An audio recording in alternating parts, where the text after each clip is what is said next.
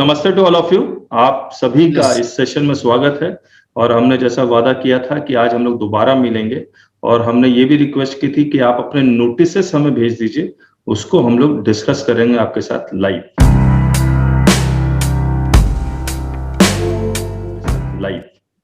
और ये काम हम लोग अभी जो करते हैं वो बेसिकली जब हम कोई लाइफ टाइम मेंबरशिप लेता है, गोल्ड मेंबरशिप, उनके साथ हम 1-to-1 और ग्रुप में जितने भी लाइफ टाइम मेंबरशिप वाले हैं उनके साथ हम लोग डिस्कस करते हैं।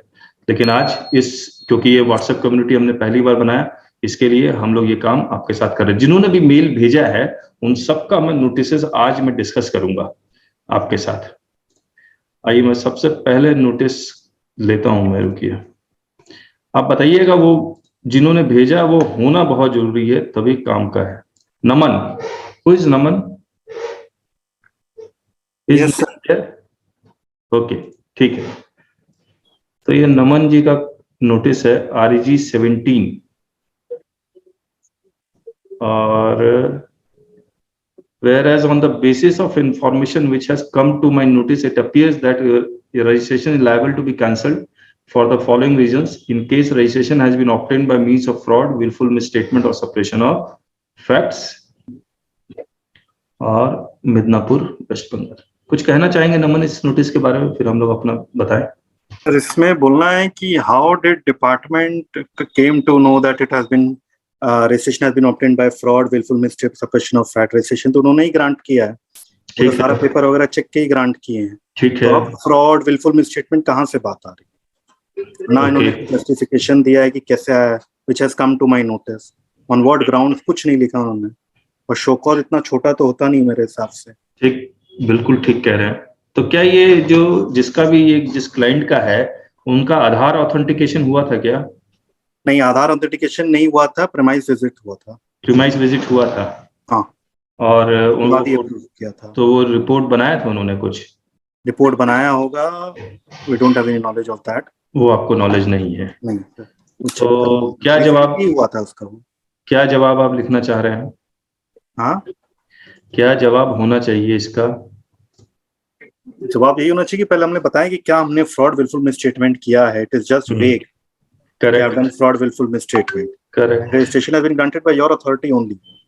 ये नहीं लिखिए, बिकॉज ये लिखना ठीक नहीं रहेगा।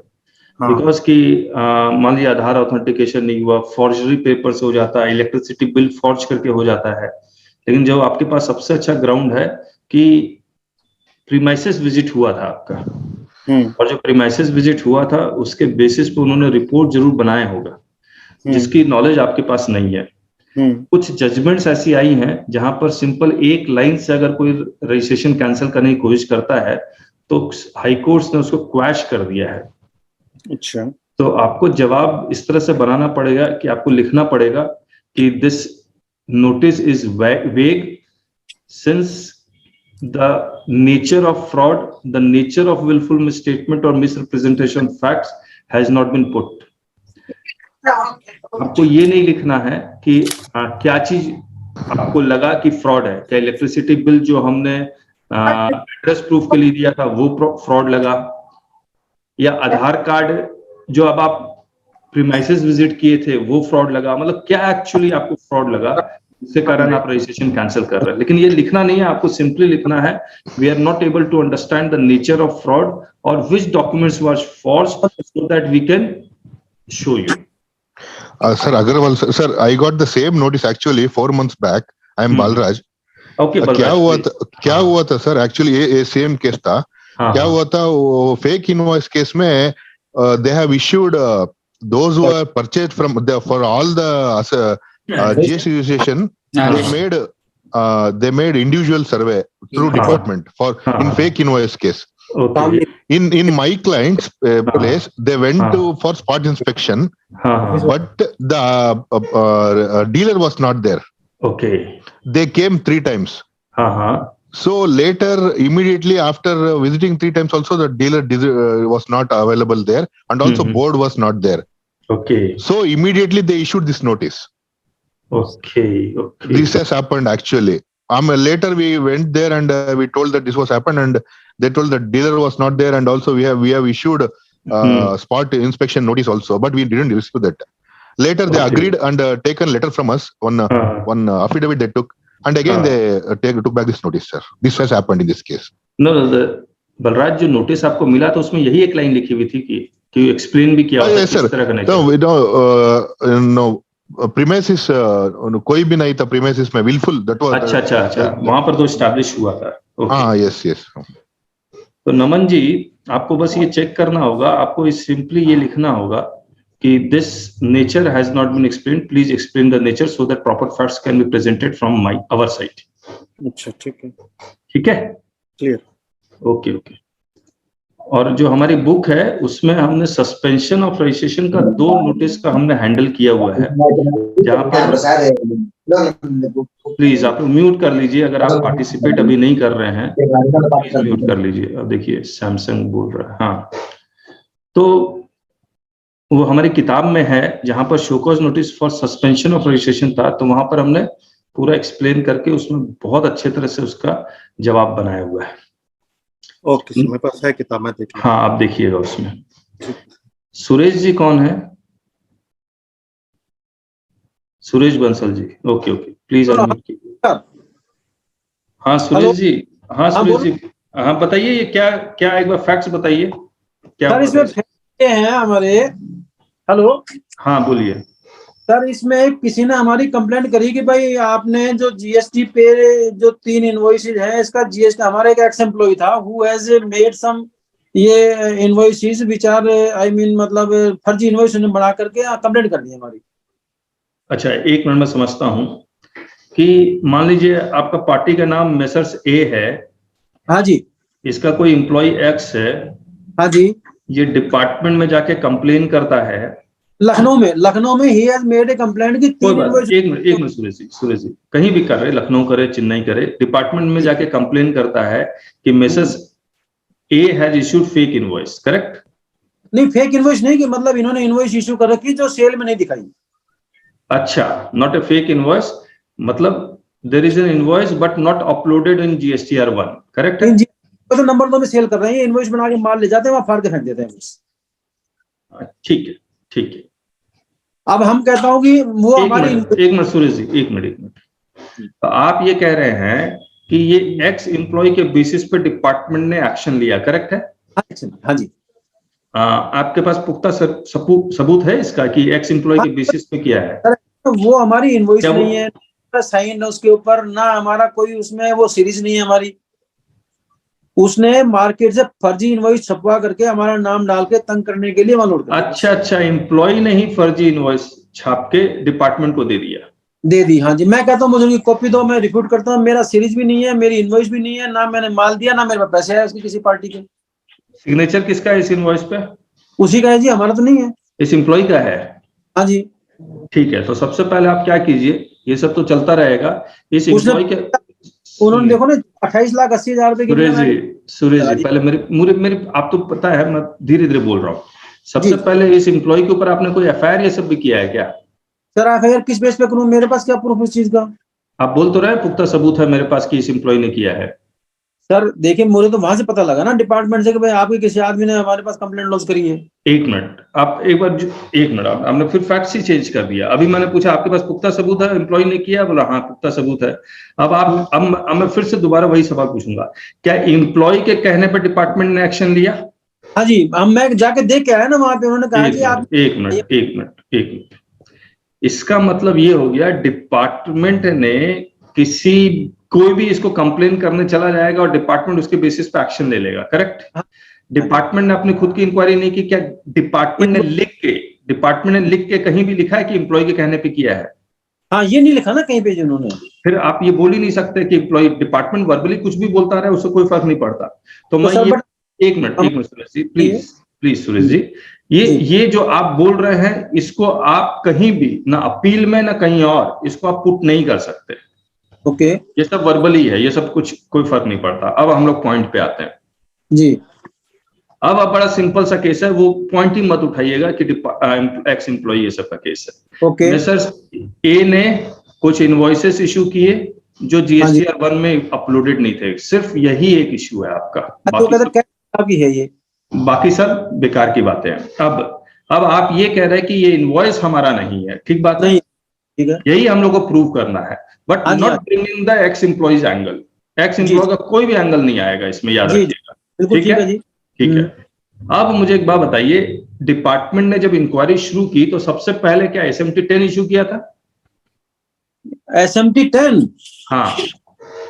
हाँ, मेरे को उन्होंने ये SMT 10 दिया था जी पहले। नहीं, 07 दे रखा जी उन्होंने तो, 07 नहीं, इसके अलावा कोई डॉक्यूमेंट उन्होंने दिए नहीं हमारे। नहीं, इसमें लिखा हुआ है, देखिए मैं रेड कर रहा हूँ, सेक्शन 61 में सबसे पहले SMT 10 गया। अच्छा जी, इसका रिप्लाई नहीं मिला उनको। सर उन्होंने लोड किया था ये जुलाई में, मेरे को नवंबर में इन्फॉर्मेशन मिली यहाँ से, तब मैंने रिप्लाई शुरू किया था उसका। सर नहीं, कोई बात नहीं, अभी तो जो चला रहा है आपने क्या किया वो इंपॉर्टेंट नहीं है, जो सीरियली वाइज जो चला रहा है उसके बारे में बात करते हैं। SMT 10 मिला, आप लोगों ने, चाहे आपने या आपके क्लाइंट ने, उसका जवाब नहीं दिया, ठीक बात है। इसके बाद क्या इशू हुआ SMT 10 के बाद? अब उसके बाद उन्होंने 14 लाख 28 लाख 80 हजार सेल ऐड कर दी, जिस पर टैक्स लगा था 12%। नहीं, ओहो सुरेश जी, कोई डॉक्यूमेंट इशू हुआ होगा ना। SMT 10 के बाद कौन सा डॉक्यूमेंट इशू हुआ? नहीं सर, मेरे पास तो ये सेक्शन 73 की शो कॉज नोटिस आया जो मैंने आपको दिया। ठीक है, ये 73 का नोटिस आपको जारी हुआ है ना? हाँ जी, हाँ जी, ठीक है। ये 73 का नोटिस DRC 01 था? DRC 07 के साथ में जी। एक मिनट, डायरेक्ट DRC 07 कैसे हो जाएगा? DRC 07 तो ऑर्डर है, पहले DRC 01 आया होगा आपके पास, अच्छा जी, रिप्लाई दिया, फिर DRC 07 आया होगा जी, ठीक बात है। हाँ जी। अब DRC 01 की कॉपी आपने मुझे दी नहीं है कि दी है? DRC 01 की कॉपी शायद नहीं दी, मैंने लास्ट फाइनल ऑर्डर भेजा जी आपके पास। हाँ, DRC तो आपने फाइनल ऑर्डर भेजा लेकिन DRC 01 नहीं लिखा, इससे मुझे पता नहीं लग रहा है कि क्या ग्राउंड है। अब मैं एक बात और पूछना चाह रहा हूँ, ये DRC 01 आपके पोर्टल में आया था या ईमेल पे आया था, कैसे आया था? ये पोर्टल में आया था जी। पोर्टल में आया था, यानी कि करेक्ट है। अब आपको क्या करना होगा सुरेश जी, मुझे इसका जवाब भी देखना होगा, आपने क्या जवाब दिया। अभी तो ये लग रहा है, आप जवाब इसलिए देखना आपका जरूरी है क्योंकि मुझे नहीं पता आपने क्या लिख के ये कहा कि ये इनवॉइस मेरा नहीं है। आपने क्या एविडेंसेस प्रोड्यूस किए ऑफिसर के सामने और कहा कि ये इनवॉइसेस मेरे नहीं है, वो मुझे तो नहीं पता आपने क्या रिप्लाई दिया है। मैं रिप्लाई भेज देता हूँ, ज्यादा मेल कर लूंगा जो तो। हाँ, तो वो सारा कुछ चाहिए होगा। इसमें तो ये पता लगा कि आपने जवाब दिया, जवाब को हम सेटिस्फाइड नहीं है, और जवाब से सेटिस्फाइड नहीं है, और इसमें व्यापारी द्वारा ऐसा कोई साक्ष्य प्रस्तुत नहीं किया गया जिससे ये माना जाए कि ये इनवॉइस उनके द्वारा जारी नहीं किया गया। अब आपने क्या प्रोड्यूस किया, क्या कौन सा एविडेंस को वो इग्नोर कर रहा है, वी डोंट नो। सर हमारे पास तो ये इनवॉइस है ही नहीं ना जी, तो मैं दूं कहां से उनको? उन्होंने इनवॉइस कहां से ले लिया? हमारा इनवॉइस ही नहीं है। ये आपका इनवॉइस नहीं है, तो आपने क्या लिखा कि आप ये प्रूव कर पाए कि ये मेरा इनवॉइस नहीं है? सर मैंने लिखा है। अच्छा सुनिए मेरी बात, एक बात और सुरेश जी बताइए, कभी भी आपने उसमें वो इनवॉइस की कॉपी इनसे मांगने की कोशिश की? हाँ, मैंने मांगी ना इनवॉइस कॉपी, आप हमको उन्होंने दी या नहीं दी? नहीं दी जी उन्होंने। नहीं दी, ठीक है, वो मांगी हुई है ना, रिप्लाई में लिखा हुआ है ना आपने मांगा। तो हम लोग जब अपील में जाएंगे तो हम लोग को ये सब बातें लिखनी पड़ेगी उसको कि we ask for the invoice and they did not provide it. और हम लोग का ये सीरीज चलता था। और मैं याद एक चीज और बता दूं कि जीएसटी में आप 2 इनवॉइस की सीरीज चला सकते हैं, उसमें कोई डाउट नहीं है जी, ठीक है। तो अब वो ऑफिसर के दिमाग में, ऑफिसर ने भी बहुत सारे केसेस हैंडल किए होंगे ऐसे, और वो अपने माइंड में ये परसेप्शन बना के चल रहा होगा कि इस पार्टी ने किया तो ऐसा ही कुछ इस पार्टी ने भी किया होगा जी। तो आपका पूरा जवाब ये सब देखेंगे तभी जाके आपको एक अच्छा उत्तर दे पाऊंगा। लेकिन मैं जितने लोग पार्टिसिपेट कर रहे हैं, अगर किन्होंने ऐसा कुछ एक्सपीरियंस किया होगा तो मैं उनसे पूछ लेता हूं। किसी को कुछ कहना है इसके बारे में तो बताइए, किसी ने कोई एक्सपीरियंस किया है ऐसा? Hello, anyone who has experienced this kind of notice? Sir ये जो ऑफिसर है नया है, इसको कुछ पता भी नहीं है। नहीं, आप एक मिनट, ये सब बोल के कोई फायदा नहीं है, आपके रिप्लाई से ही डिसाइड होगा सब कुछ। अच्छा जी। हाँ सर एक चीज और कहना चाहता हूँ मैं। हाँ, एक हमने स्कूटर खरीदा था, मोटरसाइकिल स्कूटर जी। उसका ना तो हमने आईटीसी लिया, ना उसका मेंटेनेंस का लिया, कोई भी आईटीसी। जो कहता आपने आईटीसी ने जबरदस्ती ऐड कर दिया, कहता आपने ले रखा भाई, कहता आपका 2A में रिफ्लेक्ट हो रहा है। अरे तो 2A में रिफ्लेक्ट होने से मतलब ये थोड़ा है कि हमने आईटीसी अवेल किया, अवेल तो हमने ठीक समझ गया सुरेश जी, आपका पॉइंट तो मैं समझ गया, लेकिन जब तक आप रिप्लाई नहीं दिखलाएंगे तब तक मैं उसमें गलतियां नहीं ढूंढ पाऊंगा। मैंने रिप्लाई लिख कर दिया सर, मैं रिप्लाई भेजूंगा जी आपको। हाँ, आप भेज दीजिएगा, आई विल चेक इट। और इसमें टेक्निकल ग्राउंड में आप कुछ भी नहीं कर सकते, क्योंकि देखिए DRC-01 पोर्टल में आना चाहिए था, पोर्टल में आया हुआ है, प्लस इसमें बस सिग्नेचर नहीं है। अब इस वो देखना पड़ेगा पोर्टल में क्या है, बाकी सिग्नेचर यहाँ कहीं होगा तो होगा। ये डिजिटली साइंड है क्या सिग्नेचर? नहीं सर, नहीं। तो ये सब चेक करना होगा। डिजिटल साइन नहीं है जी, कुछ नाम ही लिखा हुआ बस उनका ओनली। ठीक है, तो पोर्टल में चेक करना होगा, पोर्टल में किस तरह से अपलोड किया हुआ है। अच्छा जी। और आप क्योंकि DRC-07 आ गया ना इसका। हाँ, DRC-07 आ गया जी। हाँ, ये देखा DRC-07। अब आपके पास एक ही रास्ता है, you have to go for appeal, nothing more than appeal ही है। अपील आपके पोर्टल में ही आपको ऑप्शन मिलेगा अपील का। अच्छा, तो वो ऑनलाइन जाएगी जी अपील? हाँ, ऑनलाइन जाएगी। तो सर उसका प्रोसीजर नहीं पता ना मेरे को, क्योंकि फर्स्ट टाइम इसलिए पूछा था आपसे। या कोई आप मतलब अपनी सर्विसेज लेके दे सकते हैं हमारे को? तो पॉसिबल है, we can file the appeal on your behalf. मतलब आप ही पावर ऑफ अटॉर्नी रहेंगे, आप ही अपीयर होंगे, हम लोग सब रिप्लाई बना के दे सकते हैं। नहीं, वो तो मैं दे दूंगा सर, पावर ऑफ अटॉर्नी वगैरह तो। नहीं, आप अपने लिए लीजिए, मतलब आप अपीयर हुई अपने नाम पे, हम लोग सब जवाब बना के दे देंगे। ठीक है सर, तो फिर मुझे उसका आप प्रोसीजर बताना, जो भी आप मुझे ना अलग से कॉल कीजिएगा, फिर हम लोग बात करेंगे।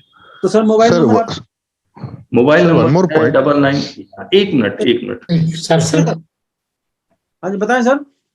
मैंने चैट बॉक्स में लिख दिया है 9999227381। 999927।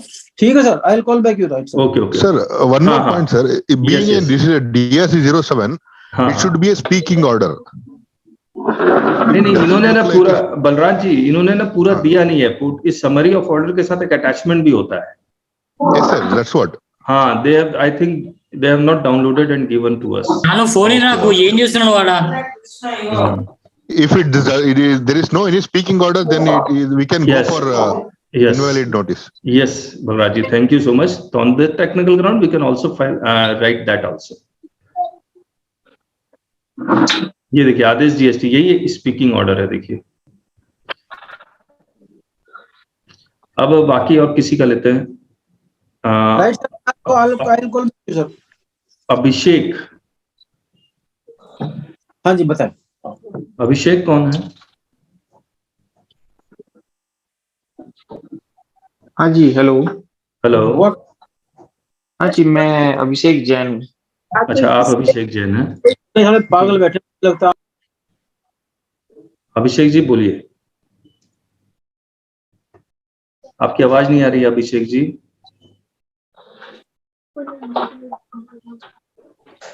अभिषेक जी,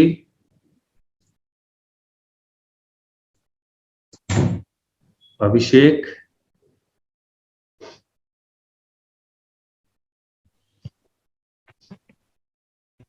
अभिषेक प्लीज। अच्छा चलिए, अभिषेक का तो आवाज नहीं आ रही। हेलो सर, आवाज आ रही है? हाँ, अब आ रही है, बताइए। जी जी, तो मेरा माइक म्यूट था। एक्चुअली सर, ये नोटिस में हुआ क्या था एक्चुअली, जो बिजनेस है वो स्क्रैप ट्रेडिंग का है। और जो मैं बायर कंसल्टेंट हूँ बायर का। तो हुआ क्या कि इनको DG ग्राम से या ऊपर हायर अथॉरिटी से इनको फ्लैग हुआ होगा, ये पार्टी सामने जो कृष्णा करके है, KR करके। तो ये वहां विजिट के लिए गए। तो विजिट के दौरान ये पता चला, जो लैंडलॉर्ड था उसने ये बोला कि ये जो फर्म है कभी मेरे यहाँ पर थी नहीं, और जो रेंट एग्रीमेंट है उसके डिसीज्ड फादर के नाम पे बना हुआ था। तो इसके बेसिस में उन्होंने पार्टीज को जो है रिवर्स करने के लिए बोला ATC। उसमें से एक पार्टी। एक मिनट अभिषेक, एक मिनट मुझे एक बार फिर से मैं थोड़ा सा लिख लूंगा, ताकि बाकी लोगों को समझ में आ जाए हो क्या रहा है। जी सर, आप किसके तरफ से हैं? रिसिपिएंट के? मैं सर UN बायर, UN जो है बायर है, इसको UN बोल देते हैं। ओके, मतलब रिसिपिएंट हो गया है ना? जी जी, ठीक है, ये आपका क्लाइंट है। ठीक है, आगे क्या हुआ? सप्लायर है KR। ठीक है, इसको फ्लैग किया गया ऊपर हायर अथॉरिटी से। तो इसके विजिट के लिए डिपार्टमेंट गया, और वहां पर जहां पर रजिस्टर्ड ऑफिस इन्होंने दिखाया हुआ है, वहां पर जो लैंडलॉर्ड था उसने ये बोला कभी फर्म यहाँ पे एग्जिस्ट नहीं करी, और जो रेंट एग्रीमेंट बना हुआ है वो मेरे डिसीज फादर के नाम से बना हुआ है, जो कि गलत है, फोर्ज है। ओके। और ये बिजनेस जो है स्क्रैप ट्रेडिंग का है। तो उत्तराखंड में इसको सेंसिटिव गुड्स में मान के इनके ऊपर काफी चेकिंग रखी जाती है। तो इस वजह से इन्होंने मेरी पार्टी को, जो केवल एक परचेज थी, और उसके लिए रिवर्सल के लिए बोला हुआ है। ओके ओके, अच्छा, तो ये किस चीज का इंटीमेशन नोटिस है? ये सर इसमें यही लिखा हुआ है कि आप रिवर्स करिए और पार्टी जो है वो मिली नहीं है और आप रिवर्स करिए आईटीसी। कोई सेक्शन मेंशन नहीं है, अच्छा, केवल एक ये जो इंटीमेशन। आपका सप्लायर है उसका रजिस्ट्रेशन अभी भी एग्जिस्ट करता है या खत्म? नहीं सर, cancel हो उसने गया? उसका सर डाउटफुल है, क्योंकि उसने 16 अप्रैल 2021 में रजिस्ट्रेशन लिया और फरवरी 22 में कैंसिल करवा लिया। उसी के दौरान उसका टर्नओवर 5 CR के आसपास हुआ। तो इसका स्टेटस क्या आज के डेट में जी? कैंसिल्ड है, कैंसिल्ड है।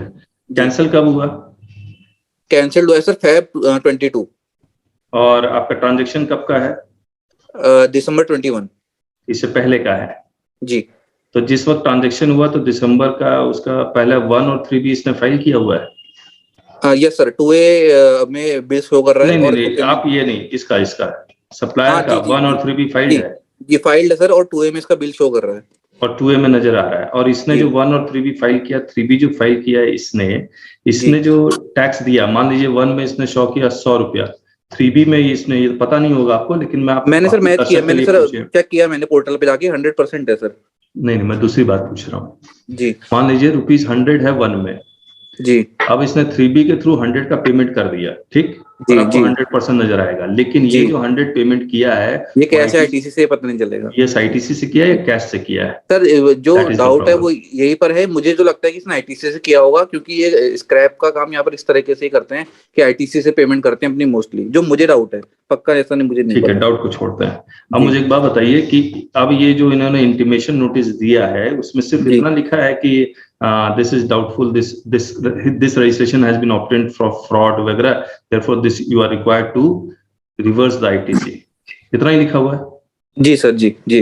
क्या आप ये जो आपका रिसिपिएंट है इससे कहा गया है कि आप ये ई-वे बिल लेके आइए, बिल्टी लेके आइए? कोई डॉक्यूमेंट नहीं मांगा, कोई डॉक्यूमेंट नहीं मांगा, पेमेंट कीजिए, ये सब कुछ नहीं? स्ट्रेट फॉरवर्ड आप रिवर्स करो, स्ट्रेट फॉरवर्ड रिवर्स करो। ओके ओके, ठीक है ठीक है। और ये भी आप ही का है क्या? ये सेम है उसी से ये अलग है? Okay okay. तो आपको इसमें अब लिखना पड़ेगा कि the ITC which I have availed is as per section 16 subsection 2, conditions of A, B, C, D is all satisfied. Supplier has paid my taxes. I have invoice, I have received goods, I have claimed in 3D. I am not required. दूसरा, ये intimation notice सिर्फ इतना ही आया आपके पास? जी, बस ये सब। तो ये टेक्निकल ग्राउंड का फॉल्ट, तो तभी ये सब मत लिखिए, अभी लिखिए कि under which section this notice is be issued जी, या फिर I am not able to identify the proper officer, जो हमने कल के सेमिनार में बताया था। अगर आप कल के सेमिनार में नहीं थे तो हमारी बुक में भी लिखा हुआ है, उससे भी आप यूज कर सकते हैं। ठीक है, ओके सर। मतलब स्टार्टिंग पॉइंट वो होगा, फिर धीरे धीरे और नोटिस आएगा, then you have to. GST में इस तरह से मैनुअल नोटिस भेजना अलाउड है क्या? ये पोर्टल पे नहीं आया? नहीं, ये नहीं तो मैनुअल तो आ सकता है। आरईजी के जितने भी नोटिस है वो पोर्टल पे आने चाहिए। डीआरसी 01, डीआरसी 07 ये सब पोर्टल पे आने चाहिए। एमओवी ये सब के नोटिस पोर्टल पे आने चाहिए। तो कुछ नोटिस है जो पोर्टल पे कंपलसरी है, बाकी नोटिस ईमेल, स्पीड पोस्ट से भी आ सकते हैं। ओके सर, ओके, ठीक है। दूसरा कौन सा नोटिस है आपका? दूसरा सर ASMT 10 का नोटिस है। इसमें एक्चुअली जो मुझे इसमें डाउट है, इन्होंने लायबिलिटी डिफरेंस कैलकुलेट करा और इन्होंने मेरा क्लैरिफिकेशन मांगने के बजाय मेरी लायबिलिटी निकाल दी कि आप इसको डिपॉजिट करवाइए। तो मुझे डाउट ये है कि ये स्कोप के बाहर है, जो सेक्शन 61 रेड विद रूल 99 है, ये स्कोप से बाहर पावर इसने अपनी यूज करी है। और टाइम जो दिया गया केवल रिप्लाई करने के लिए 11 डेज का टाइम दिया गया है। नहीं, देखिए, सबसे पहले बात समझिए, 1 वर्सेस 3B की जो अगर लायबिलिटी में डिफरेंस है तो basically it is a self assessed tax जी, और इसको आपको एक्सप्लेन करना ही पड़ेगा जी, हर हालत में एक्सप्लेन करना पड़ेगा, मतलब इसको लाइटली मत लीजिएगा। ठीक है, ठीक है। और वाकई में अगर डिफरेंस है, पे इट सर। बट मेरा ये कहना है कि जो टाइम है वो 11 डेज का सफिशिएंट है। नहीं, आप समझिए, ये तो खैर इन्होंने गलत सेक्शन में नोटिस इशू कर दिया है। The actual notice should be issued under section 75 subsection 12, that is auto generated system generated notice should be issued under in DRC 01B। अगर इसमें जो टाइम लिमिट लिखी हुई है, ये पूरा एक रूल आया था, शायद 86B नहीं 86C होगा, उसमें देखिए ये सारी कहानी लिखी हुई है। अब तो ये चेंज हो गया।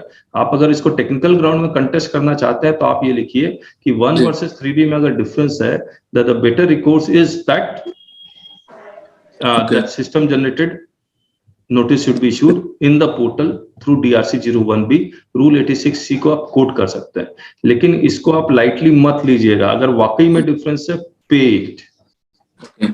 इसको सर बस मुझे डाउट नहीं। सिर्फ इतना है सर, मुझे डाउट सिर्फ इतना है कि क्या ये जो नोटिस में लायबिलिटी निकाल के स्ट्रेट फॉरवर्ड पे करने के लिए कहा गया है, ये सेक्शन 61 अलाउ करता है? नहीं, पे करने के लिए आपको तो कह सकता है, लेकिन आप उसको बोल सकते हैं कि नो, मतलब section 61 is only asking for explanation, nothing more than. जी वही। लेकिन याद रखिएगा, मैं फिर से कह रहा हूँ, 1 वर्सेस 3B की लायबिलिटी है, do not take it lightly. If it is there then pay it. अगर आप कंटेस्ट करना चाहते हैं, गलत इनवॉइस चढ़ गया है, आपने आप इसका कैसे मैं स्क्रूटनी करेंगे, मैं आपको ये बता देता हूँ, क्योंकि इसमें फाइनेंशियल ईयर, कौन सा फाइनेंशियल ईयर लिखा हुआ है? 17-18 सर। 17-18। कभी क्लाइंट क्या करता है, 17-18 की लायबिलिटी 18-19 में पेमेंट कर देता है जी। तो आप क्या कीजिए, 17-18, 18-19 की लायबिलिटी देखिए, दोनों को मैच कीजिए। ओके। फिर देखिए क्या उसने पेमेंट कर दिया है, नहीं कर दिया है। ओके। क्योंकि वो तो सिर्फ 17-18 देख रहा है। इसका एनुअल रिटर्न चेक कर लीजिए, एनुअल रिटर्न में इसने क्या किया है। Okay sir. सब अकाउंट्स में देख लीजिए क्या किया, वाकई में इतनी लायबिलिटी बनती है नहीं बनती, ये सब चेक कर लीजिए। ओके ओके सर, एक लास्ट क्वेरी था, जो DRC 01 आपने अभी बोला, वो sir 1B। Okay okay sir, अभी आया 1-2 महीने पहले। ठीक है सर, ओके, थैंक यू। ठीक है, किसी को और कोई इनपुट देना है इनके नोटिस में तो please. Hello, anyone who wants to give any input in his notice, या मेरा कुछ और ऐड, मैंने जो पॉइंट बोला उसमें कुछ और कोई और ऐड करना चाहता तो प्लीज, मोस्ट वेलकम। सर इसके रिगार्डिंग अभी कुछ नया जीएसटी डिपार्टमेंट की तरफ से कुछ नया सर्कुलर या नोटिफिकेशन कुछ आया है? मैंने बताया ना, रूल 86B आया है, 86C। उसमें क्या है सर? वही जो DRC 01B system generated mail आएगा, सिस्टम जनरेटेड पोर्टल पे ही आएगा। उसमें सर वो विदिन 7 डेज का मुझे लग रहा है टाइम होता है। विदिन 7 डेज पे करना पड़ता है उसमें। करेक्ट।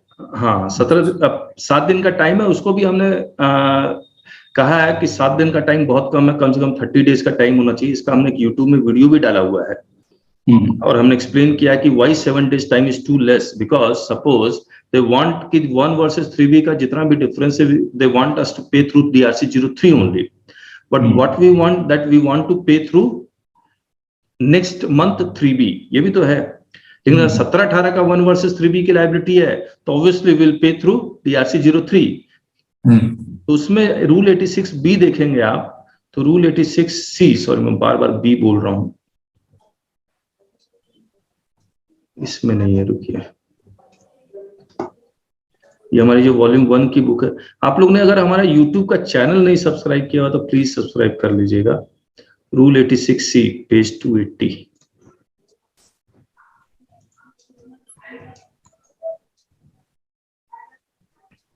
मैं 86 बोल रहा हूँ, ये 88C है, 88C।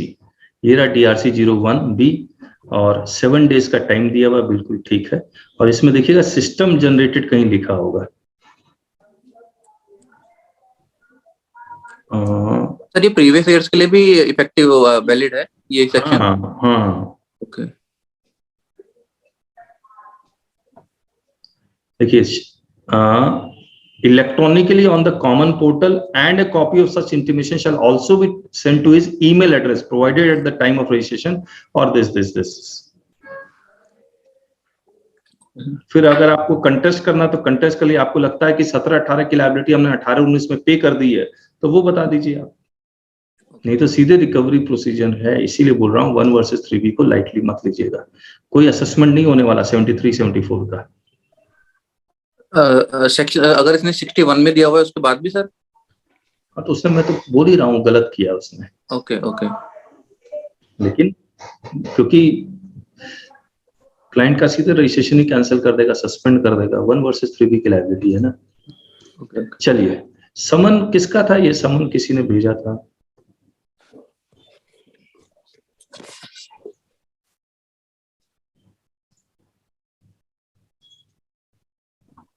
समन प्रतीक। सर हाँ प्रतीक जी, प्रवीण बोल रहा हूँ सर। Hello sorry. हाँ हाँ कहिए, क्या है ये? जो ये 1 और 3 में डिफरेंस है, लेट्स सपोज क्लाइंट का अप्रैल से जून में एक क्लाइंट है हमारा, तो उसमें से जून तक उसका 1 वीक ज्यादा है, 3 वीक कम फाइल किया हुआ है। मतलब 1 वर्सेस 3B का डिफरेंस है ये? हाँ जी। ये समन? नहीं, ये सम्मन की बात नहीं कर रहा हूँ। अच्छा, okay. Sir we are not able to see your screen sir. Screen सारे लोग देख पा रहे हैं? No sir. आप बताइए। Yes no okay sir, okay. ठीक है सर। हाँ बताइए। तो उसका जो 1 और 3 का डिफरेंस है, जो हाँ, टैक्स बनती है, वो नेक्स्ट मंथ्स के इनपुट टैक्स क्रेडिट से सेटल हो।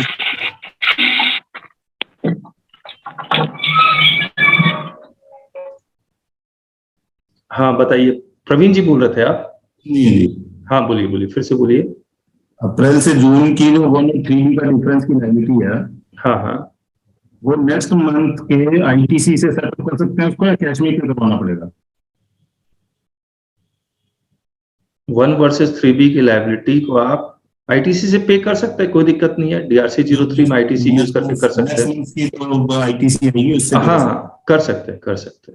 जो नेक्स्ट मंथ की 3B होगी उसमें टर्नओवर बढ़ाकर टैक्स बढ़ाकर भी देंगे, तो वो आईटीसी से सेटल हो जाएगा। ठीक है।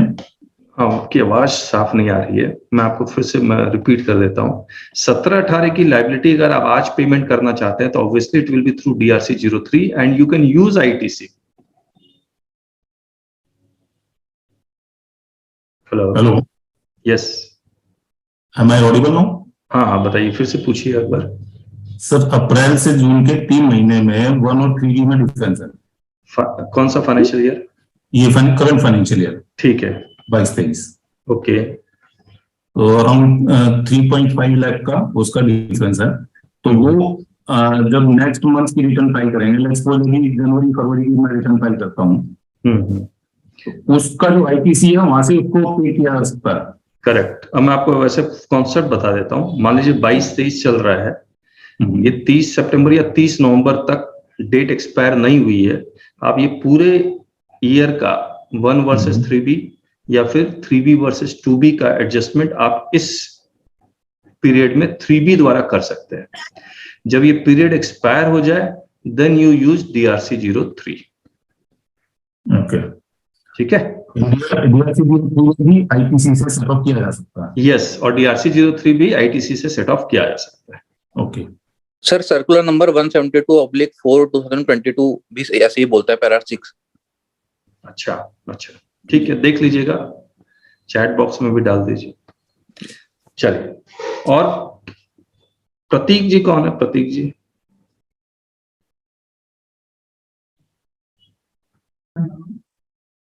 हु इज प्रतीक? ये समन प्रतीक जी का है। चलिए, प्रतीक जी नहीं है, ये सेक्शन 129। ये सर 1 मिनट। हाँ, सम्मन के केस में आज मुझे ना ऑफिसर ने बोला ना, हाँ, sir in charge tax payer present होना है, ऑथराइज प्रेजेंटेशन प्रेजेंट होने की लॉ में नहीं लिखा हुआ है। ऐसा है सर लॉ में? क्या फिर से बोलो। उन्होंने कहा कि ऑथराइज रिप्रेजेंटेटिव जो मैं गया, बोला कि तुम लायबल नहीं हो प्रेजेंट होने के लिए। हाँ, वो तो ये तो मैंने बोला था ना, जिसका नाम लिखा होगा वही प्रेजेंट हो सकता है सम्मन के केस में। सर सम्मन के केस में ओके सर, कभी भी ऑथराइज रिप्रेजेंटेटिव नहीं जाएगा। Okay sir. हाँ, ये बात हमेशा याद रखिएगा आप लोग। और मैं आप बता देता हूं, हमने अपनी किताब में किताब बंद हो गई क्या? हमने एग्जैक्ट समन, एक्चुअली में परफेक्ट समन क्या होता है उसका हमने एक किताब में वो डाला हुआ है, फॉर्मेट। अरे प्लीज को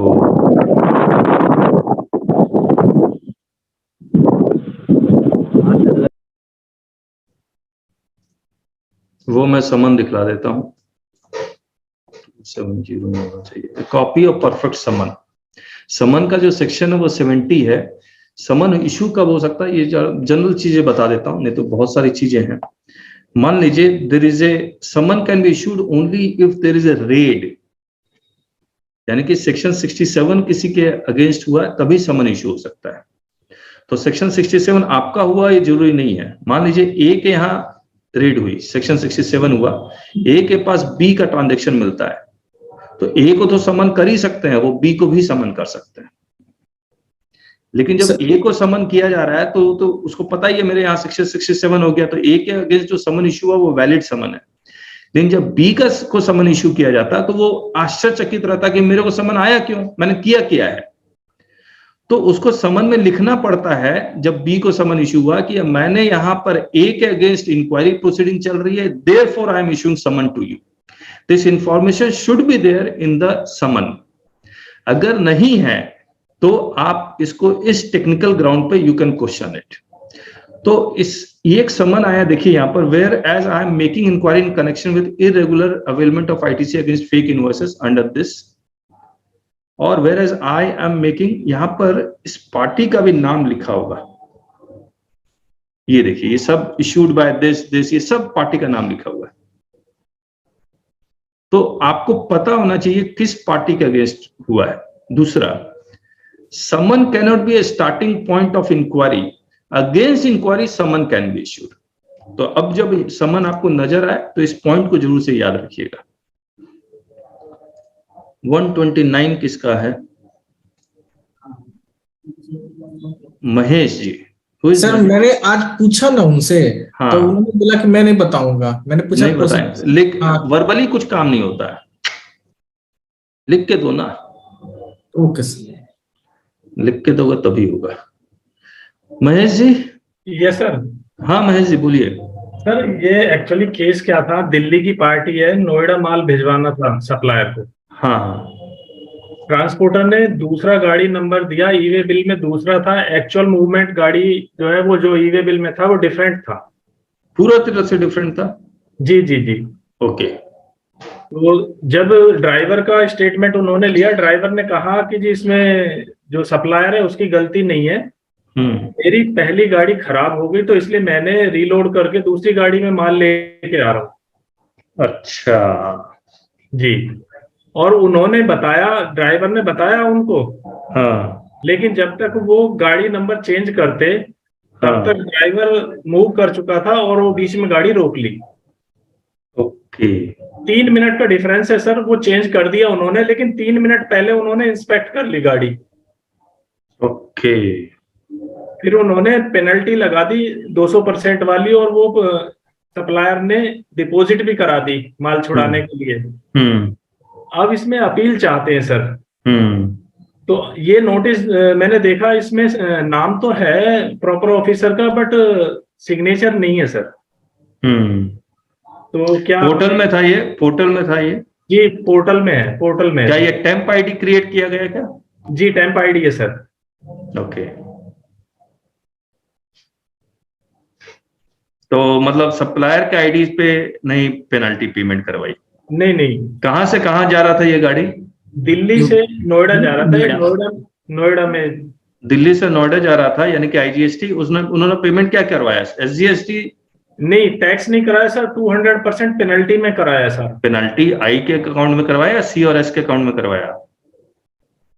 ये कैसे पता लगेगा सर? नहीं, पेनल्टी जब पेमेंट किया होगा तो आप तो लिखेंगे ना, आई के अकाउंट में जा रहा है या सी और एस के अकाउंट में जा रहा है। चालान से सर, चालान से पता चल जाएगा। हाँ चालान से। ये तो पता होगा ना आपको।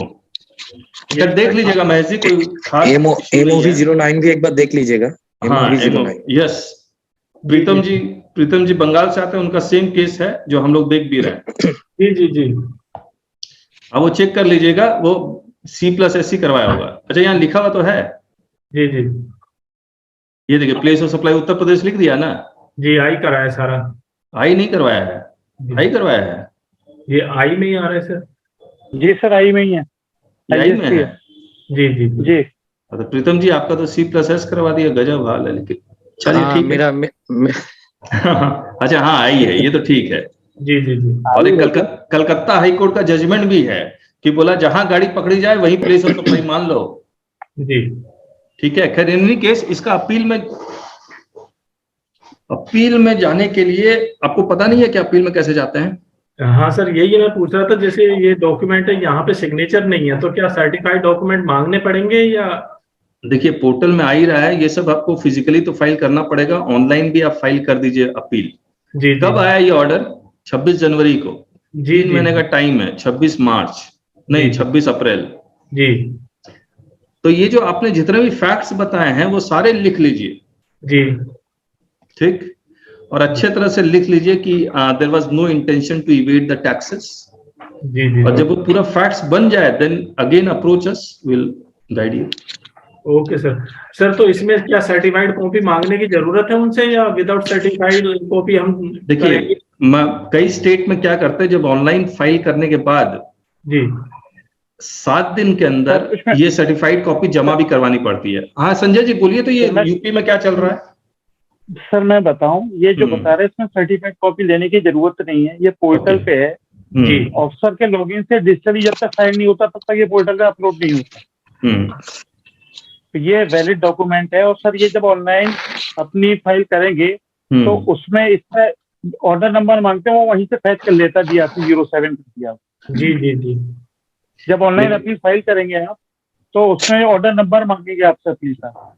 हाँ लेकिन इसमें जो ऑर्डर नंबर दिया है उससे फैच कर देगा ऑटोमेटिकली। हाँ संजय जी, लेकिन है ना फिजिकली फाइल करने के लिए वो कहते हैं, तो एक सर्कुलर आया था जहां पर वो सेल्फ सर्टिफाइड चल जाएगा सर। सही बता रहा हूँ सर, पहले आपको इसको ऑनलाइन फाइल करना है, उसके पास वहां से सर APL 01 जनरेट होगा।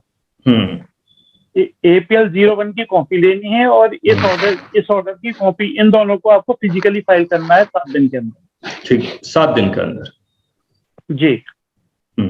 ठीक है।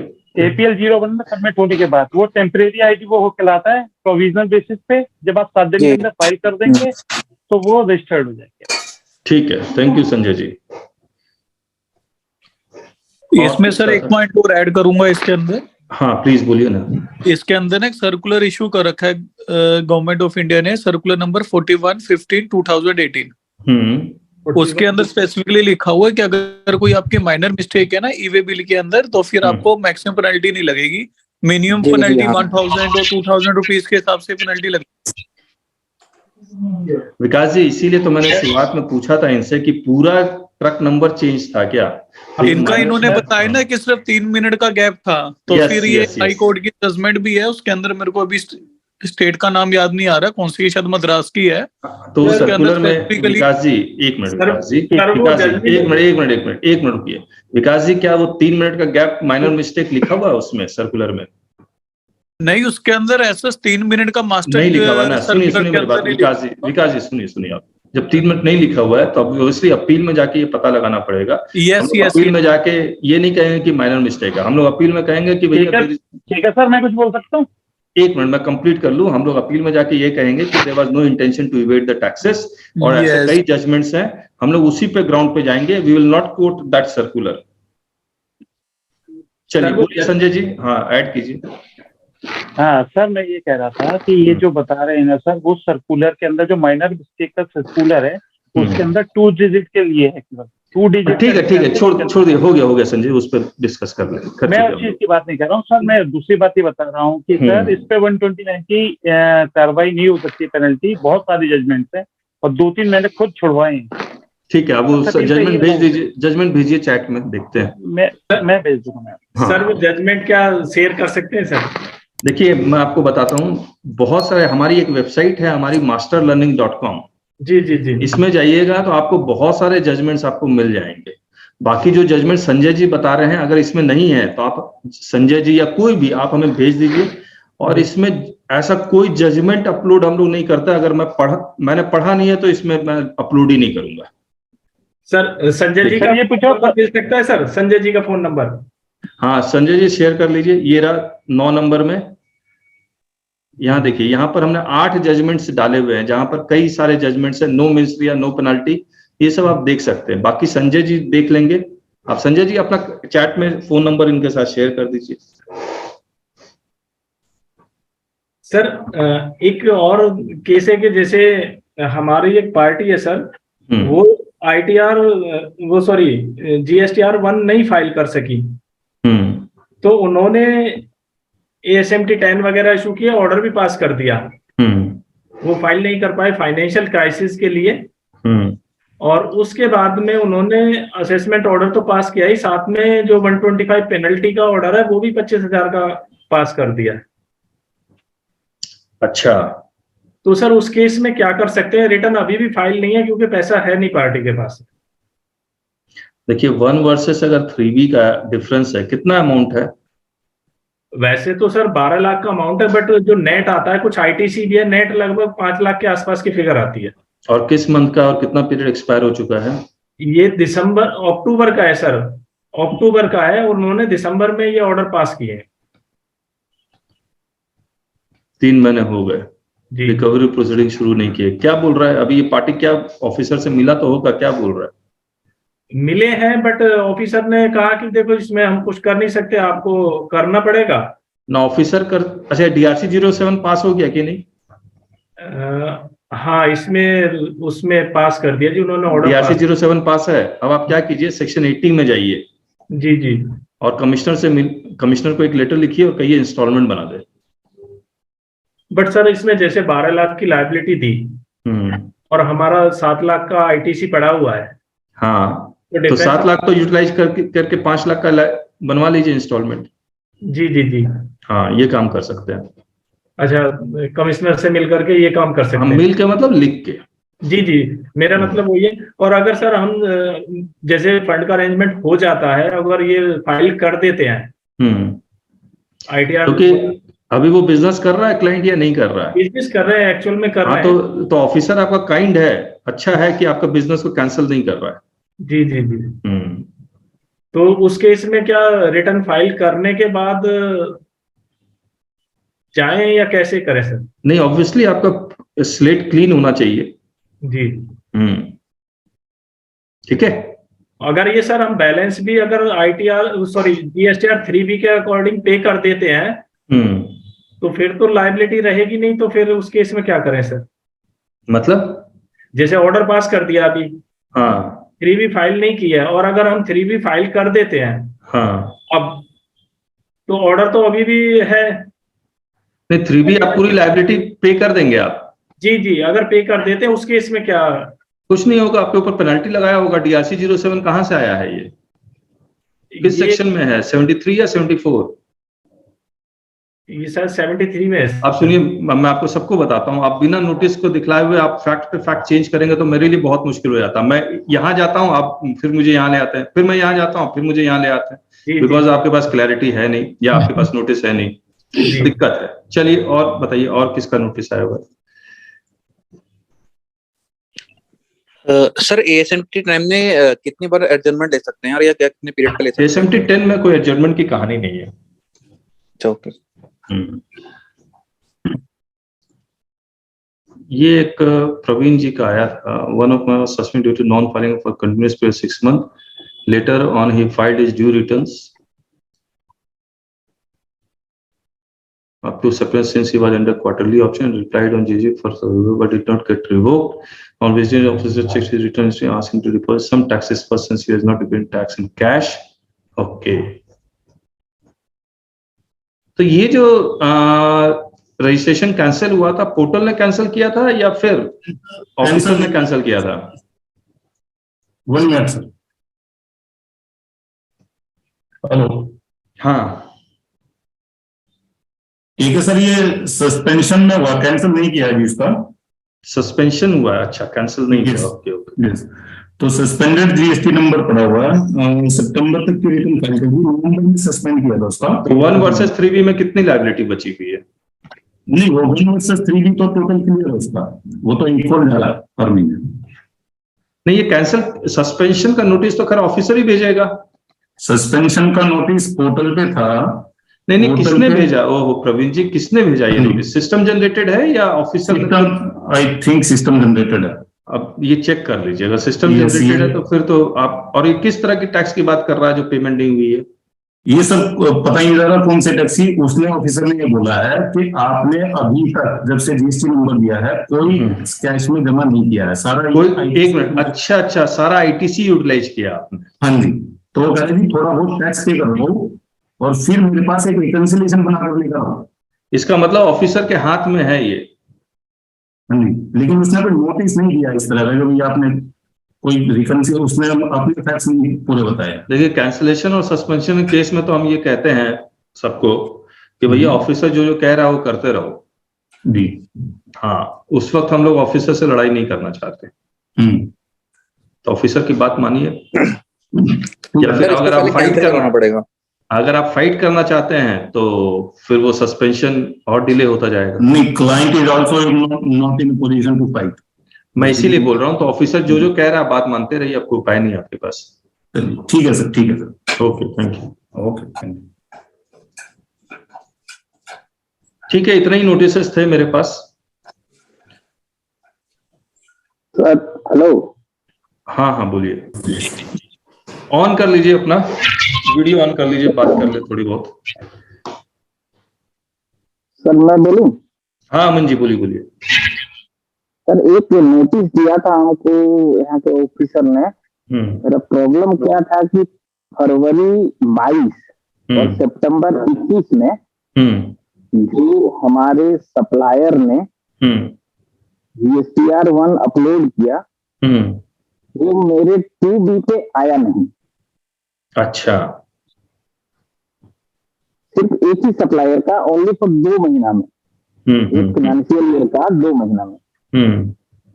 अब ऑफिसर ने तो पहले ASMT 10 डाला, DRC 01 किया।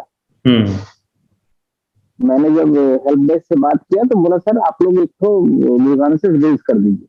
मैंने ग्रीवांसेस भी रेज किया, ऑफिसर को जाके बोला भी, बकायदा मेल पे मैंने उसको इशू क्या है, प्रॉब्लम क्या है? इशू है सर 2B 3B मिसमैच है। ओके। जबकि मेरे पोर्टल में सामने वाले पार्टी ने सारा चढ़ाया है। ये जनवरी 2022 के बाद का है ये सर। फरवरी 22 है और आपका सितंबर 21 है। फरवरी 22 का तो कोई उपाय नहीं आना चाहिए, फरवरी 21 का अगेन 36(4) लग जा रहा है, तो आप मतलब बहुत बड़ा केस है नहीं, तो वो 2A के बेसिस पे क्रेडिट मिलेगा, तो मिसमैच के बेसिस पे आपका क्रेडिट रिवर्स कर सकता है वो। हमने सर वहां लिखा था तो उसने साफ लिख दिया कि in refers to you issue based by you as per our system record you have already filed GSTR 3B for the reported month and there is no process to amend GSTR। तो आप क्या कीजिए, मैं आपको बताता हूँ best उपाय ऐसे केस में क्या होता है। ऑफिसर को कहिए DRC 07 इशू कर दे और फिर हम लोग अपील में जाएंगे, बाद में रीअवेलमेंट का चांस रहेगा। अगर DRC 03 से कर देंगे तो रीअवेलमेंट का चांस भी खत्म हो जाएगा। ठीक है। एक अमन जी हम लोग तो बाद में बात कर लेंगे बाकी लोगों से।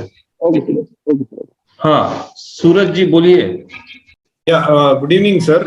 एक छोटा सा इशू था। I know there is no legal और लॉजिकल आंसर नहीं है, but I just like to present it. मेरा एक छोटा सा डीलर है, स्टेशनरी डील करता है। He got an order from a branch office of a company. Local supply था, लोकल इनवॉइस रेडी किया, बट द हेड ऑफिस जो it was in a different state, the people there insisted they want an IGST invoice. They were not ready to take CGST, SGST. तो pressure में आके वो dealer ने IGST invoice issue करके payment भी कर दिया। 3B 1 3B सब फाइल हो गया। Okay, after a month after filing 3B। एक मिनट सूरज जी, मुझे लिखने दीजिए, आपका पॉइंट मुझे समझ में नहीं आया।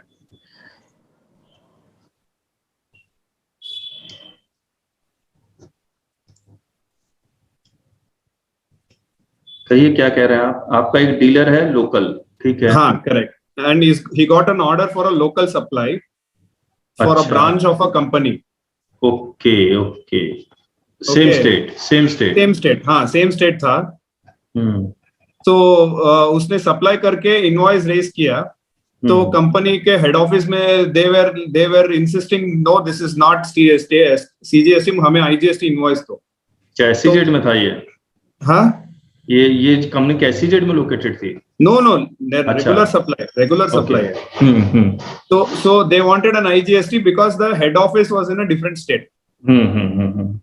तो प्रेशर में आके डीलर ने आईजीएसटी इनवॉइस इश्यू कर दिया, अपलोड भी कर दिया 1 और 3B में।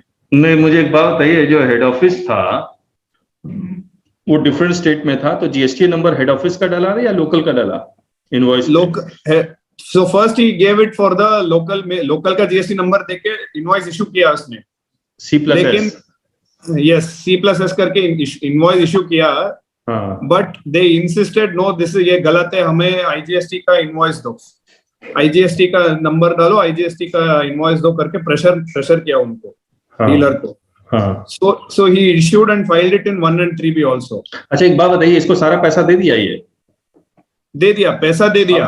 अब सुनिए मेरी बात सूरज जी, ऐसे ही लोग मानेंगे नहीं। आप ये कीजिए कि बोलिए सर, आपका जो जिस बेसिस पे अपना आई का क्रेडिट लिया वो तो आप एलिजिबल ही नहीं है, you are eligible for C+ credit, S credit. नहीं, मेरा बात पूरा थोड़ा सुन लीजिए क्या हुआ है। So he filed the IGST का इनवॉइस करके IGST इनवॉइस फाइल कर दिया 1 और 3B में, पेमेंट हो गया 3B का। उसके बाद after 1 month they are coming back and saying अभी हम पेमेंट देने वाले हैं, हमको IGST नहीं था, ये गलत हो गया है, यू इशू C+S इनवॉइस, फिर से चेंज करने को बोला। And they made it a point that they did not pay unless he does that also. तो अभी इसको ये प्रॉब्लम हो गया कि is not able to issue a credit note for the earlier invoice. IGST का जो इनवॉइस कर दिया इसने, उसका क्रेडिट नोट नहीं कर पा रहा है, एंड जो पेमेंट को आईजीएसटी में किया है is not able to adjust because he does not have any other IGST supply. क्या बताऊं ऐसे? तो पता नहीं क्या करना है। अभी दो बार पेमेंट हो गया इनवॉइस, 2 बार जीएसटी पे दे दिया है। So the dealer is under pressure कि मैं दो बार जीएसटी पे कर दिया, किसी तरह हेल्प करो। आई don't know how do I help. Section 77 के बारे में सोचा आपने? तो सेक्शन 77 में क्या करना है सर? व्हाट इज एक बार पढ़िएगा ये, मतलब अगर आपने आई पे कर दिया गलती से तो C+S का रिफंड ले सकते हैं, C+S गलती से पे कर दिया तो आई का, मतलब ऐसा कुछ लिखा हुआ, आप पढ़िएगा इसका। रिफंड ले सकते हैं इसका, ये टैक्स तो है नहीं, मतलब आप चेक कर लीजिएगा। अगर आपको सेक्शन 77 एप्लीकेबल होता है then go to the section 77 route. I don't know all the facts but you are the right person, आप उसको चेक कीजिए, ठीक है? ओके, और कोई सवाल? Hello sir. Hello, video on कीजिए, मुझे कौन कह रहा है? हेलो। हाँ, H लिखा हुआ है, अपने बारे में बताइए सर। हाँ जी सर, एक क्लाइंट का क्या हुआ कि उसने 0.1% की सेल किया। अच्छा। एज अ मर्चेंट एक्सपोर्टर, ठीक है।